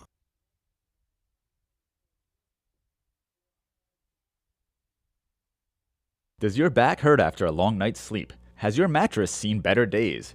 Is your current bedroom furniture a mixture of different furniture sets? The Bedding Center, located on Pleasant Street and proud sponsor of this radio station and high school sports, offers a wide array of mattresses along with beds, bedroom furniture, and odd-sized mattresses and box springs. You can reach them online at bedding-center.com or by phone at 508-226-8090.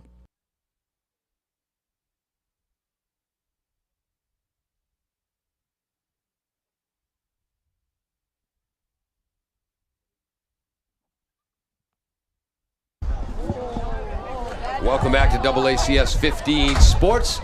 Band's got a bit of a technical issue, so we'll try to squeeze in first half stats before they start playing. Absolutely. First half stat, obviously, the first thing I'd like to point out is, if you would remember from our pregame, we had mentioned that just under 14 points were given up by Attleboro, and they've given up 14 already here in the first half. So if you're doing the math, that means it'll be a scoreless second half for you, hopefully. Then again, KP averaging over 36.7 points a game. Most of those they've scored in the first half against their opponents. Just 14 against Attleboro, only one by the offense, only one touchdown by the offense. And it has been a running back game so far. So number 21, LaPlante, has 10 rushes, actually 11 rushes for 64 yards currently and a touchdown. And then his counterpart, Jake Riley, has 9 rushes only for 16 yards. So again, Attleboro struggling to get things going, even with their commitment to the ground game there. They had said they wanted to throw it, obviously. Yep. But of course, the wind playing a huge factor there. Jones only 2 for 7, and for that one interception as well on the day. Number 15.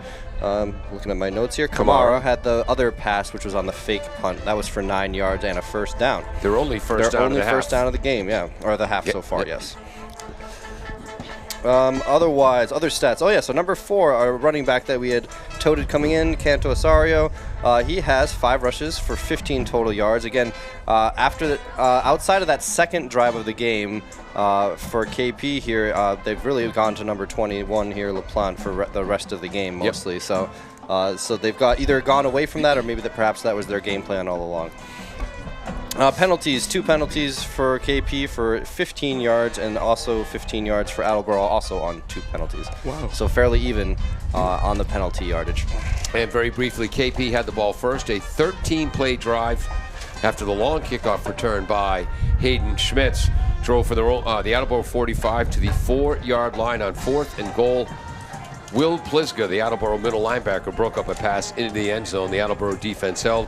They were forced into a 3-and-out. Punt into the wind was short. KP took over at the 30-yard line of the Bombardiers, and on the first play, power right or sweep right to LaPlante for a 30-yard touchdown. Attleboro got the ball back, produced 1 first down on a fake punt. on a 1st and 10 from the 44 of KP. Interception on a ball that the wind got the best of out of the hands of Braden Walsh, intercepted by Brandon Nicastro. KP, primarily due to a holding penalty on 1st down, they were forced to punt. Attleboro got the ball back at their own 30. That was a 3 and out, but that punt led to a 64-yard punt return touchdown for Nicastro of King Philip. 14-0, that's where we stand. We'll hear from the Attleboro band a little bit, because the band parents get angry if we don't.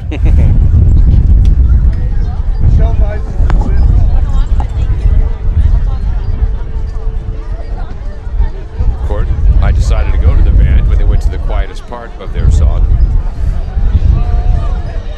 14-0, King Philip Warrior over the Attleboro Blue Bombardiers, Hockomock League football. Here we go.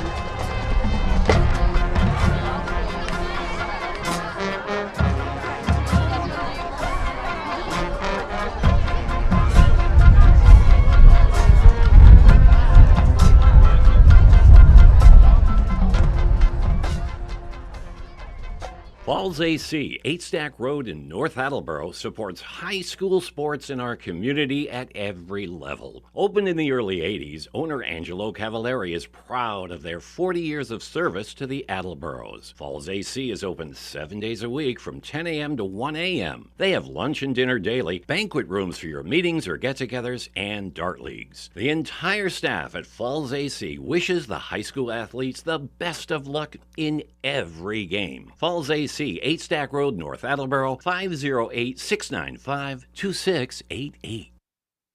Bristol Glass, 110 North Main Street in Attleboro, has supported local high school sports for many years.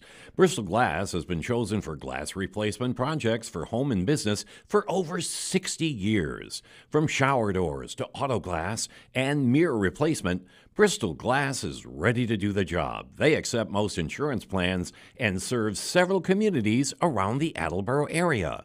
They're open weekdays from 8 a.m. to 4:30 p.m. You can contact them at 508-222-5810 and on the web at bristolglass.com.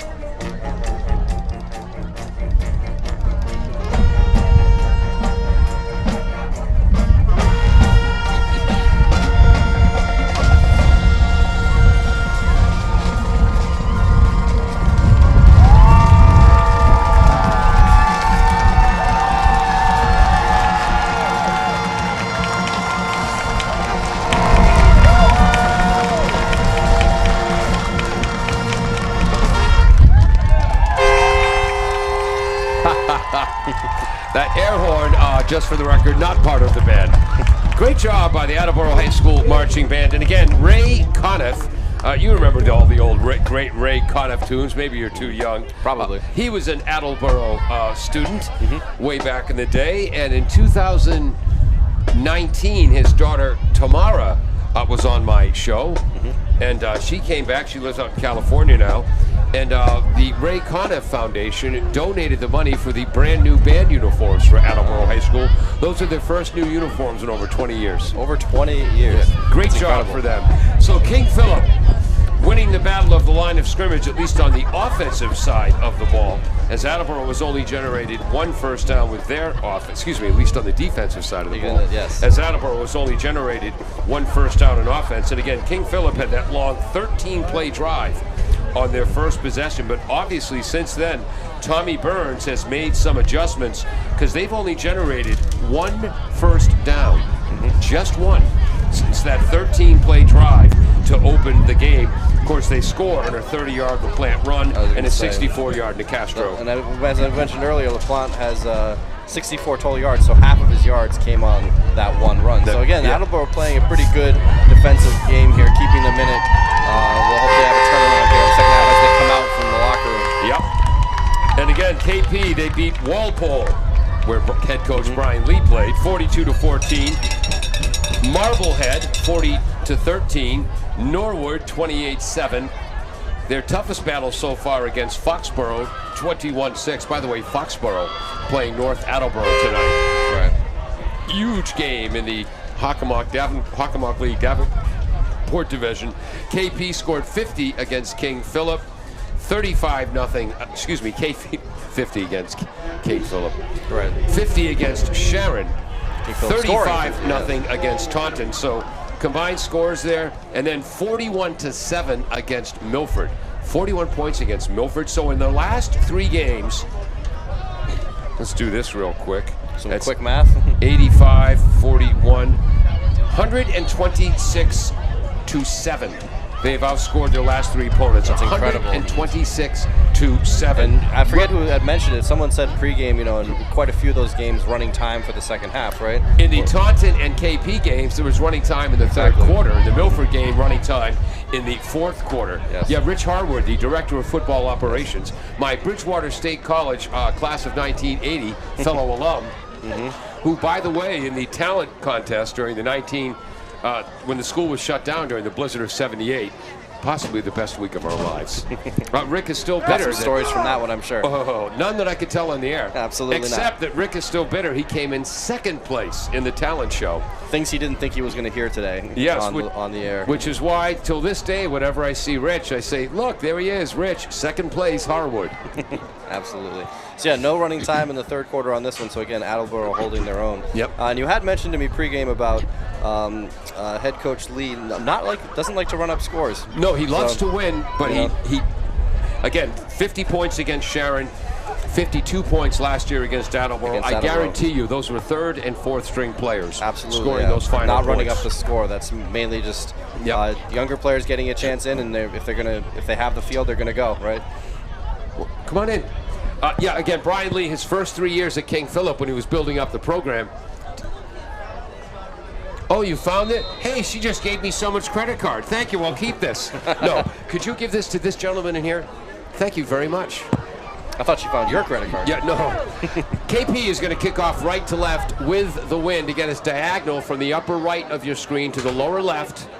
And Lou Groza straight on toe kick. Murray fields it at his own 7-yard line, runs left, stutters, lowers his head, collides with at least 3 tacklers. He might get over the 20-yard line with forward progress. Looks like the 22. Number 33 was in that tackle, and number 18. And I don't have 18 in my program. Maybe that's wrong. 33, though, is Kyle. Oh, Kyle Danson. He's a junior. His older brother was an outstanding KP player who's now at Endicott College, along with David Constantine, Silviera, and King's older brother, all playing it. And you know why they're playing at Endicott? Why? Couldn't get into Bridgewater State. Your ability to remember all this stuff off the top of your head is incredible. Huh? First and 10, Bombardiers, their own 20-yard line to start the third quarter. Slant pass to Madden Murray. He's to the 26, 27-yard line. Jones to Murray. We'll give him a 7-yard gain on first down. And they got to get the ball to this sophomore Madden Murray, most explosive player out there wearing blue. And again, Coach Jim Winters saying before the game, I hope this wind dies down. It's only getting stronger. It's getting stronger, if anything. Murray, that's his third reception for 23 yards in this game. Right is Murray. I was telling Coach Wassel how we kept mistaking Murray's gold shoes for penalty flags our first couple of games. Bassett is now in the backfield at running back. Outstanding lacrosse player. His brother played for the Bombardiers. He's close to the 30-yard line. Astorino in on another tackle. Initial hit made by King. And it's going to be 3rd and 1 as he moves to the 29. Austin Bassett, number 2. Number 2, got it. So the Attleboro mixing it up here. Yeah, so far, every game so far, at least once I've mistaken Madden Murray's golden shoes for a flag, but not yet today. So I'm hoping to have my first clean sheet of the year on this one, which is giving away my soccer background there. Yeah, just for the record, for a KP, Jack Assini, Hayden Schmidt, and one other player wear gold shoes. Bassett runs right. Screaming up was the outside linebacker. First down for Bassett. Hard-earned one there. Schmidt in on the tackle, along with, I believe, number 56, Nick Gallagher. First down, Bombardiers, just their second of the game. We'll give him 2. Give him 2 yards, all right. First and 10 at the 31. 10 minutes to go in the third quarter. 14-0, King Philip Warriors. And again, with the exception of last year, the Bombardiers have always played KP tough. And I'm still bitter about that 2018 game when they called a fumble on Elliott after his forward progress had been stopped for about 18 yards when the ball came out. Yep. Incomplete pass. They tried to run a wheel route up the right sideline, short side. Coming over and helping out in the coverage was number 8, outside linebacker Bablewski. So second and 10. Yep, Jones still 2 for 8 so far for 16 yards and an interception. Right over there. It was right over there. Right over. He remembers. Elliott runs to about the 20-yard line. The KP defense drives him back to about the 30. Then the ball pops out, and they called it a no fumble. Forward progress is called. I can tell you it's burned into your memory. Might be the only complaint I've ever had against KP in my life. Bunch formation. Right back comes in motion to the left, goes out, makes the catches. Galvin hit right away by Kilroy, the 3-year starter at safety. Nice catch by Galvin. That pass was behind him. Well, it can't be understated. You also have to say that for Galvin, if he doesn't reach back for that pass, it's a clear interception by the other team. Good point. A great position by the DB right there. Is almost right to him, but Galvin reaching behind him there, right, pulling the ball in and not just getting a few yards on the catch there, which they desperately need, also preventing the interception going the other way. Nobody in front of the defensive back there. And that's Kilroy. He's the 3-year starter at safety. Again, filled in 3 yards on that one? Yep, Sorry. filled in a quarterback his sophomore year and led KP to a 1-score victory. 3-man line up front, but they're getting ready to blitz. Oh, they sent 6. Jones gets it off over the middle. Catch is made by Madden Murray at about the 47-yard line. King Phillips sent the house. Braden Jones took 2 steps back and fired a bullet to Murray. That's his best pass of the night. Absolutely. Goes from his own 34 to his own 45, 11-yard gain. Gutsy sophomore. I said to Braden before last week's game, because he's a gentle-looking kid up close, and I said, Braden, don't take this the wrong way. You're a hell of a lot tougher than you look. First and 10, bunch formation right. Trying to run outside, taken down in the backfield. Great one-on-one tackle. Bassett, come on, let me see your number. I think that was Kilroy. That was the safety coming flying up. If not him, it was number 3. Apologies to Hayden Schmitz and his entire family if that was him. But loss of 1 for Bassett. They gave him a loss of 2, but yeah. Okay. Or a long one, perhaps. We'll go with that. 2nd and 12. And again, Bassett, I think a more experienced running back there just would have put his shoulders down, taken the 1-yard loss to the no gain. He tried to beat the man to the corner, ended up losing another yard. Giving Riley a rest here, obviously, so Bissett in here, a change of pace here. Wide left is Murray, bunch formation right. Back to pass, throw a slant pass. That time it is intercepted. That's Astorino down the right sideline. Jones makes a diving play, and he's down at the 6-inch line. How's that for a hustle from Jones? Absolutely. But that's classic KP football. Fool me once. Shame on you know. Absolutely. Just like George W. Bush, I screwed that statement Screwed it up again, but that's okay. You beat KP on that play. To try to come back and beat him with the same play in the same series, Astorino, the middle linebacker, dropped right into the middle of that pattern, intercepted the ball, and ran it back almost 45 yards for a touchdown. He's down inside the 1-yard line. And credit to Braden Jones. How easy would that have been to just let him cruise in? So for KP here, they obviously reached for that pylon on that first touchdown they had, and they paid off for them on this one. Pushed out, like you said, at the 6-inch line, if you will. So Attleboro also not getting fooled. They know they're going for the pylon there. 7:28 to go in the third quarter. 14-0 KP, 6 inches away from the Attleboro end zone. First and goal. Power I formation. They give to the fullback right up the middle. 33 fullback trap in the old Westboro Rangers playbook. Into the end zone is Ryan Greenwood. And for Ryan, that is his, don't tell me, 3rd touchdown of the season. Good to see when the blocking back gets a chance to bring the ball into the end zone. Running behind the offensive line of Gallagher, 35. King, Creasy, Lyons, and Hurlin, the tight ends, Gunning and McDonald. Touchdown, Greenwood. That's a 1-play, 6-inch drive. We'll give him a yard and a touchdown. PAT by Woods is good. And it is 21-0 KP. And I know it's the little things. But for Braden Jones, the sophomore, to hustle and make that play, that says a lot. It does say a lot about the hustle and character of this Attleboro team. We'll be right back. And is that two? What? I was going to say, is that 2 1-play drives that they've had in this game? Yeah, that's incredible. Does your back hurt after a long night's sleep? Yes. Has your mattress seen better days? Is your current bedroom furniture a mixture of different furniture sets? The Bedding Center, located on Pleasant Street and proud sponsor of this radio station and high school sports, offers a wide array of mattresses along with beds, bedroom furniture, and odd-sized mattresses and box springs. You can reach them online at bedding-center.com or by phone at 508-226-8090. Welcome back to AACS 15 Sports, 1320 WARA Radio. I'm Paul Healy, along with Herman Servatius. Have I called you Henry yet today? Not yet. You have one in the just like I haven't called the flag on Madden Murray's shoes yet. So kickoff to Madden Murray, feels it at his own 9. This time he tries to get to the edge on the left, and he's hit 1, 2, 3, 4. 7 of the 11 special team players from KP hit on that tackle. Oh, we have out-of-town scores. Foxborough 12. North Attleboro nothing late in the first half. Foxborough Division 5 Super Bowl winner last year. North Attleboro in Division 3.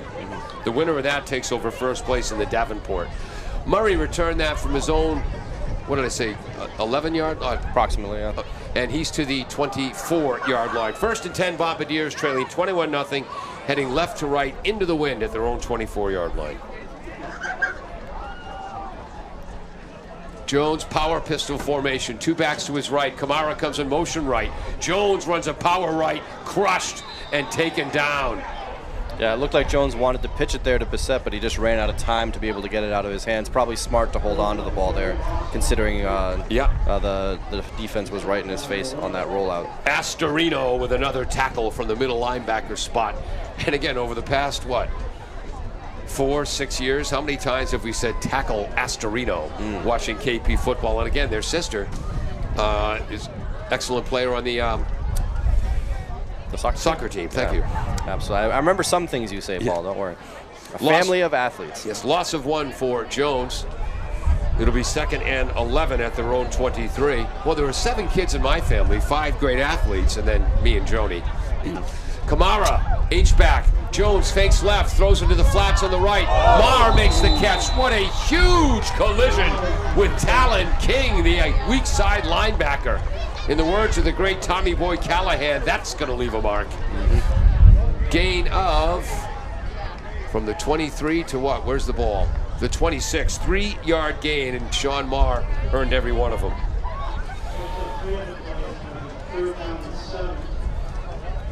If you're a fan of football, hits like that are why. Hard, clean, legal. And again, it's one of the things I love about KP. They play football hard, and they play it clean as a whistle. I'd like to see something going here for Jones. 3rd and 8, Bombardiers. Jones fakes downfield. Now he's going to scramble. Hit by 3 players. And again, Jones hustling all the way. Give the final credit for the tackle to number 56, defensive end Nick Gallagher, also plays left tackle. And that's a gain of 1 for Jones. So not a sack, but another punting situation into the wind with 6:19 to go in the quarter. 4th and 7. Their own 27.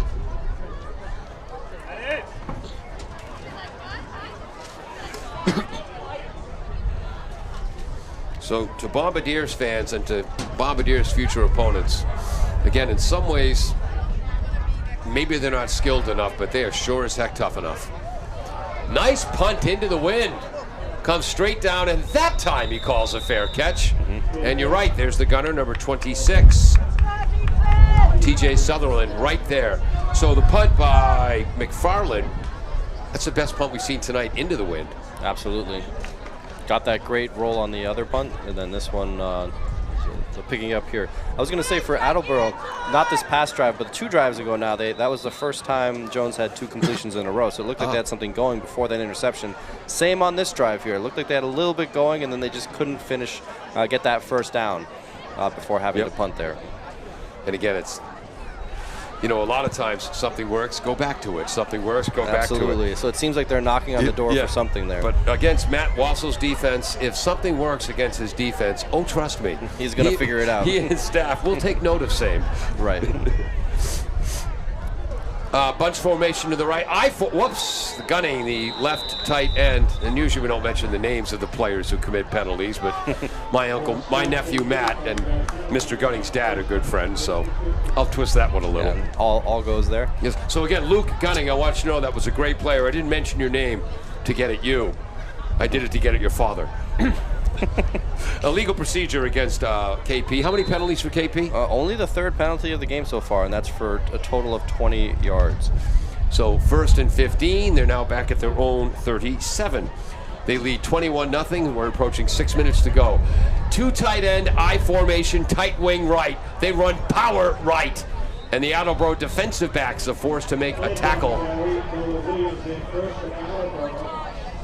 Galvin was in on that tackle. And that's another run for LaPlante. I think Murray, who's number 2? It was Galvin and Plisga in on the tackle. LaPlante, 5-yard gain. What's he got today? LaPlante. That's a 5-yard gain for LaPlante. So Hold on, that's a 10-yard gain. It was 1st and 15. Yeah, 15, absolutely. Good call. Yeah. 10-yard gain. So he's at 74 rushing yards on 12 carries. Thought Attleboro jumped. LaPlante goes right, gets to the edge. Blasted out of bounds by Will Plisga. Original line of scrimmage. Let's see, 37, 47. So he goes from his own 47 to the Attleboro 40. That's a 13-yard run for LaPlante. 1st and 10, Bombardiers 40. They lead 21-0, heading right to left with a wind behind them. Approaching 100 yards rushing now, 87 rushing yards so far. 2 tight ends, tight wing left. This is old school power football. LaPlante runs left. Tackles made by Bassett and Plisga again. Did we mention Plisga did not have rolls of coins in his pocket? Yep. Number 4 came in there for that run. So no, that was LaPlante. It was? 4 is going off right now. Yeah, but 21's still out there. He ran left on that. Yep. Sounds good. Yeah. I take it back. So he moves from the 40 to the 32. That's 8 more yards for LaPlante. 2nd and 2. And this is KP football. Wind that clock. Astorino, the tight wing right. That's King, who had 3 touchdowns in the Super Bowl win over Marshfield. He gets to the edge, screams downfield, and he moves from the 32-yard line inside the Attleboro 10. King, it's the first we've seen him, right? Running the ball, yeah. He's been weak side linebacker all day. Yep. And he's at the 9-yard line. So 23-yard run for Talon King, who had 3 touchdowns in the Super Bowl victory over Marshfield last December. What did I say? Maybe 23 yards. First and goal from the 9. 2 tight ends, tight wing left. LaPlante runs over a tackler in the backfield. Excuse me, that was Talon King. Who, by the way, Talon King has thighs the size of my waist. Nice tackle, Bissett, but he moves from the 9. No quarters there. To the 6, yes. 3-yard gain for King. All right, so we haven't seen King rushing so far this game, but now they're going toward him on this drive. Yeah, and we're going to run out of different we're running out of space. That's okay. I got room here. You can move over here for LaPlante. Yeah. Inside 4 minutes to go. Clock moving. 21-0 KP. 2 tight ends. Tight wing Astorino right. Tight splits in the line. They give it to the fullback Greenwood right up the middle. Rumbling, stumbling, driving, and grinding. Taken down by Marr. And he's at about the 3-yard line. So from the 6 to the 3, again, Bombardier's defense playing tough. That was Greenwood, right? The fullback, number 35. Yep, number 35, yeah. Down to the 2, they said, so 4 yards. 4-yard gain. 4 yards. 3rd and goal from the 2. 1, 2, 3, and 4, he just had 5, a touchdown, so. 8th play of the drive coming up that started at their own 42. I didn't write down what time the drive started, Rats. We're approaching 3 minutes to go. Offensive line, Gallagher, King, Creasy, Lyons, Herlin, Gunning, and McDonald, the tight end. Astorino, the wing, right up the middle. And it's going to be 4th and short. 72 in on the tackle. 71. So Gray in on that tackle along with Logan Wild. Green. Yep. Greenwood on the carry, the fullback again. 4th down and less than a yard. So we 9th play of the drive. Again, the Bombardiers down 21-0, approaching 2:20 to go. How easy would it be to just fold here? And they're giving KP everything they can. Greenwood dives over the top. Second touchdown for Greenwood here today. And both on 1-yard dives.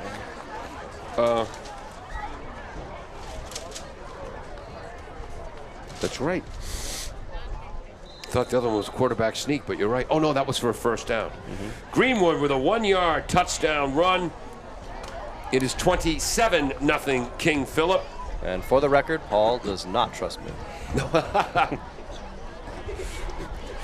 That's okay. I worked with my brother Mike since the late 90s, and he never trusted me. PAT nearly blocked by Murray, but it's good for Sean Woods. 4 for 4 on the day on PATs. 28-0 King Philip. I'll tell you, Herman, King Philip is going to win this football game. That's number 1. Number 2, they're going to know they were in a football game when they wake up tomorrow morning. Yes. We'll be right back on AACS 15 Sports. Falls AC, 8 Stack Road in North Attleboro, supports high school sports in our community at every level. Opened in the early 80s, owner Angelo Cavallari is proud of their 40 years of service to the Attleboros. Falls AC is open 7 days a week from 10 a.m. to 1 a.m. They have lunch and dinner daily, banquet rooms for your meetings or get-togethers, and dart leagues. The entire staff at Falls AC wishes the high school athletes the best of luck in every game. Falls AC, 8 Stack Road, North Attleboro, 508-695-2688. Here comes a kickoff from Lou the Toe Groza, straight on. Oh, I'm sorry, that's Drew Bowen.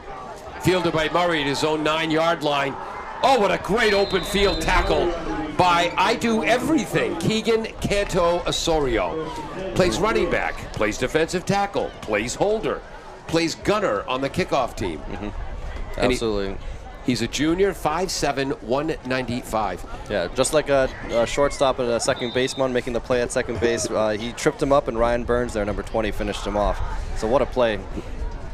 2:12 to go in the third quarter. Attleboro now down 28 points at their own 20-yard line, 1st and 10. You know who Lou the Toe Groza is? You're about to tell me. Old Cleveland Brown offensive lineman. That's a great name. Used to kick straight on with a square toe on the kicking shoe. Back in my day, we didn't have soccer-style kickers. Absolutely. You went straight on under the ball, and that's the way God herself liked it. Fumbled snap! Ball is kicked forward. KP has it. And now the Warriors are wearing the Bombardiers down. That was Astorino with a fumble recovery. Was that a fumble by Jones or Riley? Fumbled snap. Fumbled snap. Okay, Yep. so it's on Jones. And Aiden Astorino now has an interception return, an interception and a 45-yard return and a fumble recovery.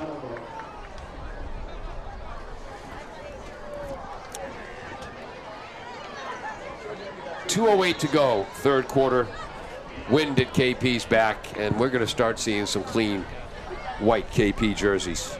Put the fumble there. 0, yeah. 0, yeah. KP at the Attleboro 21-yard line, 1st and 10. And there it is, back to this 2 tight end with incredibly tight splits, so you can't blitz. Wing left is now it's LaPlante at wing. He goes a motion right. There's Canto Osorio at tailback. He gets to the edge. Is there a flag down? There's a flag. Not the shoes. Yes. And again, let me see this. Looking at your stat sheet, 1, 2. This is 21 here. 3, 4, 5, 6, 8 different ball carriers tonight, or 7 different ball carriers? 7. That's counting the quarterback, of course. Yep. Holding call against. Oh, only their 4th penalty there. Yep, KP. So it'll be 1st and 20, and that's going to be a 1-yard gain for number 4, because this is going to be 1st and 19 from the 30-yard line. So 1 yard's holding penalty took place 1 yard downfield. NFHS rules, they mark it from the spot of the foul, not the line of scrimmage. Now they're spreading the offense out. Should mention the quarterback's name more, Zach Gebhard. Back to pass, throws in the right flat, caught by Kilroy. Taken down by Nico Raphael over there, the cornerback. McHugh is there as well, the weak side linebacker. And that's a gain of 10 yards. Is that only his 2nd completion of the game? I think it is. I believe so. It's 2 for 4 for 22 yards. So 2nd and 9 yards to go after the 10-yard gain. I shouldn't say that so surprisingly, considering how much we've been talking about how successful their running backs have been. Well, again, with Charlie Grant, and I can't remember the name of the quarterback before that. They put the ball up in the air more. But they're back to a more running style. Trips to the left, and they're all bunched together. Kilroy runs a slant. Wow. Pliska there in the coverage along with Bissett. Bissett got a hand on it, too. Yes, he did. Attleboro, and again, those 3 receivers wide from the formation on the wide side of the left, bunched together. Funky formation from offensive coordinator Vasakis. Funky formation indeed. And again, interesting to see them go to the air here after mostly committing to the run for most of the game so far. Well, I think they know in the playoffs there are going to be times when they might have to throw the ball. I see. So this is an essentially practice for them. And they're bringing back in that power formation, the tight ends. McDonough McDonald and Gunning. Astorino is going to be the tight wing on the left. That's the wide side. I'll look for an off tackle or a sweep to the left.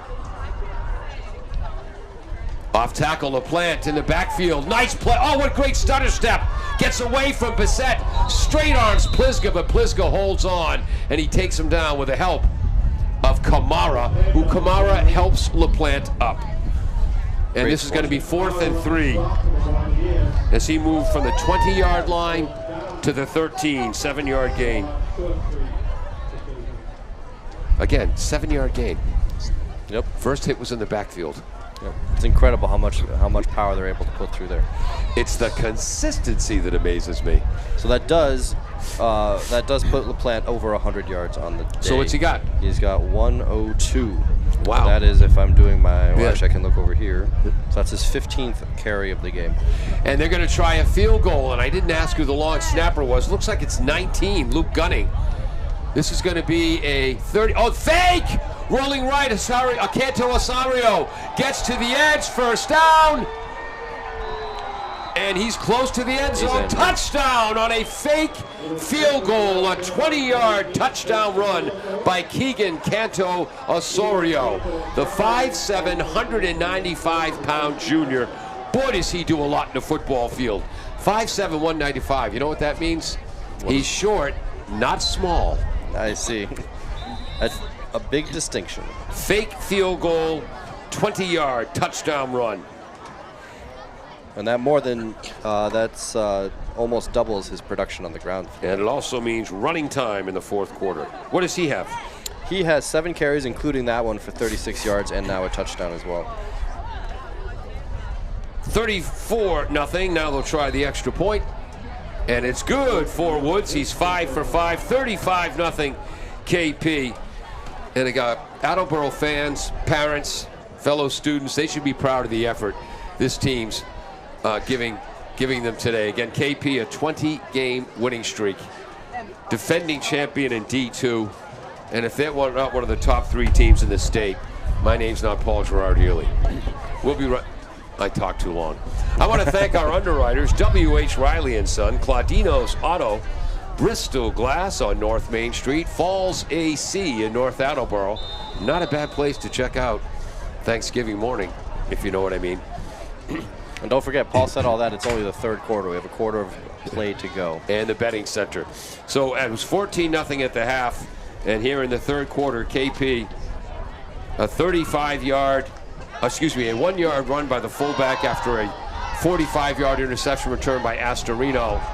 And on the far side, the kick is fielded by Jay-Sean Crosby, but he had to flop on the ball.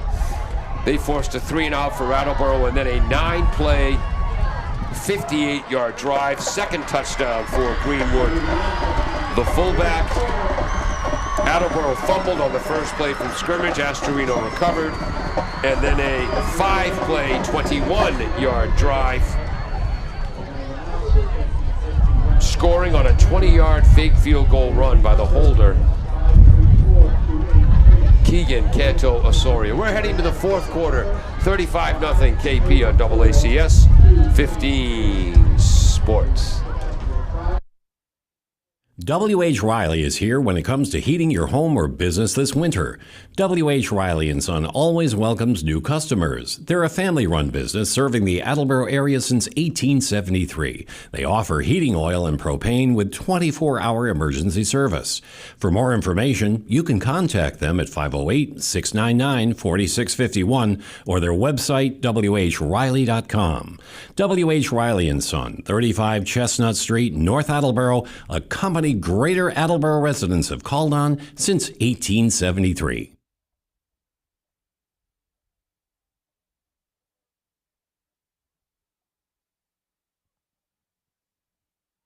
We're trained professionals. We know what that dead air means. We're back. Attleboro first down at their own 20-yard line. How many drives have they started at their own 20? What do you need? Attleboro was at their own 20. Any idea who ran that ball? I did not see it. We both had our head down. Oh, Riley. It's Riley. So first and 10. Trained professionals. At their own 20. And again, I think some white jerseys in for KP. 6 rushing yards for Riley there. Plus 6. Second down, 4 yards to go. Bombardier. Sorry, Jim Jones, running our stats at their own 26. 11 minutes to go, fourth quarter. Riley's going to run left this time. Offensive line. Flag. Is Semedo, Gray, Ferret, Wild, and Williams. And getting up limping is number 55, left tackle Semedo, but he stayed in there. And who's this on, the Fighting Bombardiers? I believe so, yes. King Philip is going to move to 8-0 on the season, their 21st straight win. That's going to be a 10-yard penalty. Was that a 15-yard penalty? He's walking a long way.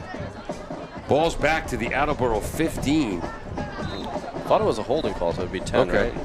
Yeah, could be wrong. Okay, so it's a 1-yard loss. Oh, I see. For okay. Jake. and then the holding penalty. So now it's 2nd and 14, and they're at their own 15-yard line. Riley running right, as now both teams, I think, just want to keep this clock moving and get to next week. Attleboro, though, again ranked 17th in Division I coming into this game, and facing a 7-0 KP team, even with this defeat. And with 3 victories already on the season, they're going to remain in the playoff hunt. Sure, they might play BC High or someone like that in the first round, or St. John's Prep, but so that's a gain of, it was 15, now it's 7 yards. 7 yards for Riley. Riley. And it's 3rd down, 8 yards to go. Bombardiers trailing 35-0, heading right to left with the wind at their own 22. Whoops, wrong colored pen. Jones back to pass, into the left flat to Marr. Nice open field tackle, number 2, Brandon Nicastro. Yes, that's the same kid who had the 64-yard punt return. Doing it all today. Nicastro to Marr. And where's the ball? We'll call it the 25, so a 3-yard gain. And it's, oh, that's a loss. He's back at the 20, excuse me. That's a 2-yard loss. What a play by Nicastro. 4th down, 10 yards to go, Bombardiers. And again, clock moving here, 8:45, 30-point lead in the 4th quarter, running time. And I have mixed emotions about that rule. And now, McFarland decides to run. That's a tripping penalty, but no call. And McFarland's going to have the 1st down. And that's in a case where not a heavy rush, and that was not a called play. He did that. Kirk McFarland did that on his own. You don't think that was a called play? No, I do not. Oh, interesting. I think he just noticed there was no rush. The only person on his side was number 44, Jackson Fornash. And McFarland put a nice little move on him. Heads up play, and also good coaching in that sense if he's given the freedom to do that kind of, make that kind of decision. Yeah, and again, it's 35-0. It's not going to affect whether you win or lose. And you know, the kid has a chance to have some fun in the football field. Let him have fun. Take it, yeah. So 12, we'll give him some rushing yards there. Plus, for future opponents, that's 2 different fake punch strategies they have to work now. He went from the 20-yard line to the 40. That's a 20-yard gain for McFarland, which might be the longest play from scrimmage. It might be. I'll check for you. 1st and 10. Riley on the carry, moves from his own 40 to his own 44. In on the tackle, that's number 88, Drew Paulus, a senior. So again, Coach Brian Lee and defensive coordinator Matt Wassel, they're getting some clean jerseys in there, although on TechnoTurf they're all clean, but you know what I mean. I know what you mean. Riley currently has 33 rushing yards, so matching his jersey number. Only on, 13 carries, so they're feeding it to him here. So that was from the 40 to the 45, plus 5. 2nd down, 5 yards to go. Coming up to 7 minutes to go. Bunch formation to the right. And Attleboro has some clean jerseys as well. Jones throws over the middle. Pass defense by Talon King. Might have had his left hand wrapped around the Attleboro receiver earlier, but it did seem like he got there early, but again, both teams, as you mentioned. Again, I keep forgetting it's running clock, so not stopping the clock there with the pass. So both teams playing out the string here. Yeah, playing out the string, but playing it out hard. Again, number 77 is in, Brandon O'Brien. 44 is in at linebacker. Jackson Fornash. Again, I think he had an older brother, might have worn that number. Jones, bunch formation right. The 2 H-backs act as pulling guards. Tackle by Talon King. That'll be no gain for Jones. It'll be 4th and 5. Boy, what a second half defensively Talon King has had. And, up here in the booth, you don't always see it, but that Jones faked me. I thought the ball went to Riley to the right side, but they did not fool the KP defense there. They had him right at the line of scrimmage. Jim Jones had a question. Jim Jones had a question. Yes. So what's the deal? Are you doing high school basketball with us or what? Oh, it's tough to decide. When does this start? You know what? We'll talk about that. We'll talk after the about game. it. I'm getting recruited live on air, putting me on the spot. I had a 90-minute football game tonight, writes Kevin Callahan, who got to start here with us at WARA and AACS. Now calls games on that nutty little Woonsocket station for football. Back to pass, Jones. He's open! Hits his brother, Kevin Jones! Boy, what a great fourth quarter combination they've been all year. All year. It seems that in the fourth quarter, Jones to Jones is the connection. From his own 40 to the King Philip 25. So that's 25 and 10. That's a 35-yard gain for the Jones brothers. So they had to show up the punter who had their longest play from scrimmage at 20-yard run there. Now they have a 35-yard pass play. And that's to Jones, number 9. Yep. 10th play of the drive coming up. Inside 5 minutes to go. Doubling Jones's passing yardage for the day. He was at 32 yards on 14 passes, 6 for 14. Now he has 67. Scott Bennett is in, and they move the ball forward. Was there might have been a penalty? A penalty against North. Now the line of scrimmage is at the 12-yard line. So flag, 1st and 10 from the 12. So that was a 15-yard personal foul. Pass into the end zone over the head of Galvin. So Bennett is on the line of scrimmage, and he's going to be a starter next season. His dad's on the school committee. And don't hold this against his father, a fan of my show, Pontificating with Paul and the Proletariat. Yes. Aaron Bennett. He hopes to be on the school committee, continuing forward the elections November 5th. So Scott Bennett. We need to see this connection, Jones and Jones, more. Again, as you pointed out in real time, it seems the fourth quarter is when they go to that. Twins left, Jones on the outside. Galvin's in the slot. Jim Winters, who's also the offensive coordinator, wants a timeout. Timeout, Bombardiers. 3:40 to go on the clock. They want to get on the board. They're serious. Again, King Philip outscored their opponents. Where did I do my math earlier? In their last 3 games coming into this game, 126-7. They had outscored their opponents. So right now, it's 161-7 in their last 4 games. Think of that. Think of that. Just think of that, yeah. And as you said, Attleboro's trying to get a score here, but even if they do, all that's going to do is make it 14, right? And it's funny, talking to some of the coaches before the game, said they're not as powerful on the line of scrimmage as they've been in past years. I'm not sure I believe that. But they've got a stable of running backs this year. Not just 1 or 2. Jones into the end zone for his brother. Overthrown. Great pass rush. Number 55, and who's the other one? That's another clean jersey. Turn around, come on. Come on, my junior year I got into games late. I gotta give you credit. That's number 6. Aiden McDonough. Oh, he's a starter, outside linebacker. That's Aiden McDonough, and also in there, number 55, Lex Chatham, a 6'1", 205-pound junior. 3rd and 10, Bombardiers. Paul always gives credit, so if he doesn't, it's because he missed it. Yep. Twins both ways. Jones back to pass. Throws over the goal. Touchdown! Braden Jones to Kellen Jones on a 12-yard touchdown pass, and the Bombardiers are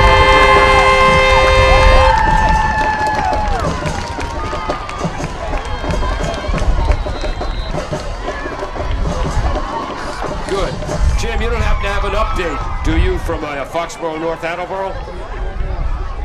I don't have the right buttons pressed, so Jim can talk to me. Don't know what I'm doing wrong there. Touchdown, Bombardiers. Clock stops with 1:24 to go. On for the PAT, Galvin, the starting strong safety. Holder is Ismail, also a lacrosse player. Bad snap. Great hold by Ismail. Right. Great recovery there on the bad snap. Able to get it down just in time. Got that extra point. It did help that KP didn't rush that time. But like you said, we got that score on the board. Yeah. Say it again. Foxborough still leads North 12-0. They were either late in the 3rd quarter, early in the 4th. That's a big game in the Davenport division. And again, the Jones to Jones connection paying dividends. It wasn't last week, I believe, but 2 weeks ago, right? They had those that long touchdown at the end of the game, which set it up, and they almost had a chance to tie it up there at the end of that game, if I'm not mistaken. Braden Jones now with 5 touchdown passes. He has 2 touchdown rushes, and that's his brother's 2nd touchdown reception. Captain Kellen, not Keelan, Jones. Yes, we have been saying Keelan a few times. We apologize. Talked to his mother before the game, told her that story, we apologize. She said her very first appointment, which she brought Kellen to the pediatrician, and the doctor's assistant, whatever, said, Keelan Jones, you're next. She said that's when she realized I should have added a second L. Should have done a double L. As a writing, I teach writing. As a writing professor, I can vouch for that. You got to be clear when you do that. I know someone who's. The clock started running again after the PAT, so that's it. That's actually the end of the game, And the game is over, and the Bombardiers were upset. They wanted to keep playing. Yeah, here's my point about running time. I get running time. Please do. Football is a war game, and when the game is decided, you don't want to get people hurt. You want to move on.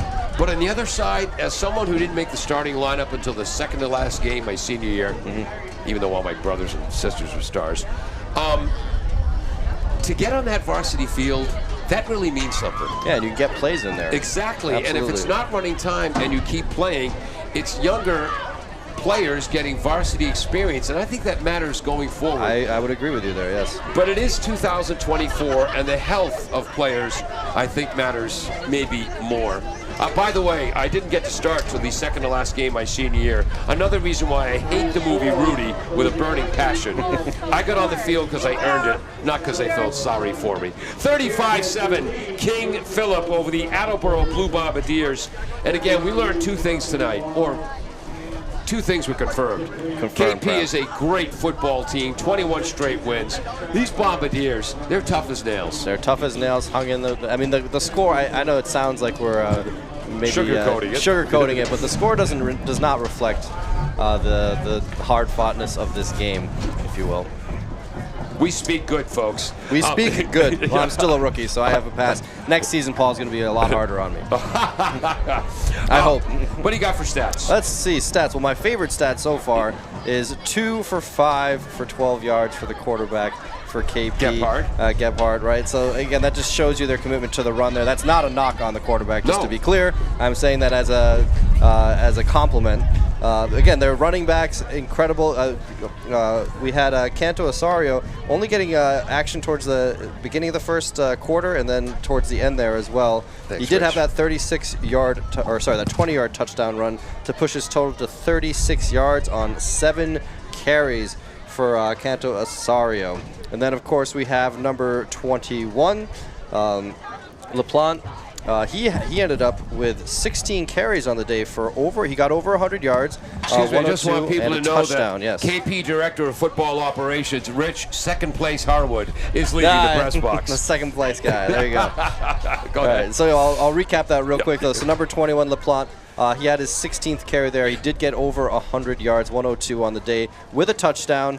And then not much in terms of blemishes. You do have to give a shout out to the fullback getting 2 touchdowns in this game. He did have 7 total yards, but those 2 touchdowns were hard-earned 1-yard dives for the end zone there. And then we also I do have to give a shout out to the special teams a little bit in the sense that in a day where the wind was blowing every which way and as hard as it could, you had a fake punt and a fake field goal in this game. The fake punt, of course, by Attleboro. And 2 fake punts. 2 fake punts, I should say, yes. The second one, as you pointed out, perhaps not intentionally called. And then a fake field goal, which resulted in a touchdown. For KP. For KP as well, exactly. So, and then it was funny because up until the very last play of the game, actually, that 12-yard touchdown pass, the 35-yard pass from Jones to Jones. That was the longest play from scrimmage, and before that, it could have been that the punter had the longest play from scrimmage of that 20-yard scramble there. Yeah, for Farland. So too bad for Farland. That would have been a nice little bragging right in what otherwise obviously wasn't the best showing for the Bombardiers, statistically anyway. As we pointed out, they fought it out to the end, and you have to be happy with whether they're looking. Jones, real quick, before I hand it back over to you, I just wanted to say Jones's numbers, He was 8 for 18. He did have 2 interceptions and a fumble, but he did get a touchdown there at the very end, last play of the game. And then Riley, of course, 13 rushes for 33 yards, so matching his jersey number, as I pointed out before. The lone touchdown, of course, was to the brother Kellen, not Keelan Jones. KP got the ball first, a 13-play drive from their own 45 after a long kickoff return by Nicastro. That was foreshadowing, speaking of writing skills. Absolutely. But Attleboro stood strong, stopped them in a goal line stand. Will Pliska knocking away a 4th down pass. Bombardiers only generated 1 first down in the first half. It was a 3-and-out. They punted. And on first down, LaPlante came in at tailback and a 31 or 30-yard touchdown run on first down around the right edge. And again, that's right after Marr and Kamara, the defensive ends, were both shaken up. They came back to play later. Yes. But again, like we have to make excuses, KP is just that good. Attleboro got the ball back, generated their only first out of the half from a fake punt, Kamara to a Kellen Jones pass for 9 yards on 4th down. But there was an interception by Brandon Nicastro. That halted that drive. He had a long return, or a nice return. KP took over at the Attleboro 42. They were forced to punt as Attleboro's defense played well. A 3-and-out for Attleboro, and on the ensuing punt, the Attleboro gunner was right there on a long punt. I think all of us assumed Nicastro was going to call for a fair catch. He didn't, as the gunner just ran right past him. And after that, KP had the wall set up on the left, the wide side of the field. Nicastro got to the wall, went 64 yards untouched. And you got to give credit to the gunner. The same gunner, he did cover punts for the rest of the game. Exactly. They didn't take him out, but in the second half, he was right on top of the returner each time, and of course not paying attention to the fair catch there. So you got to give him credit for recovering. Exactly, and that was T.J. Sutherland, the junior, who made some nice plays. Absolutely. We're going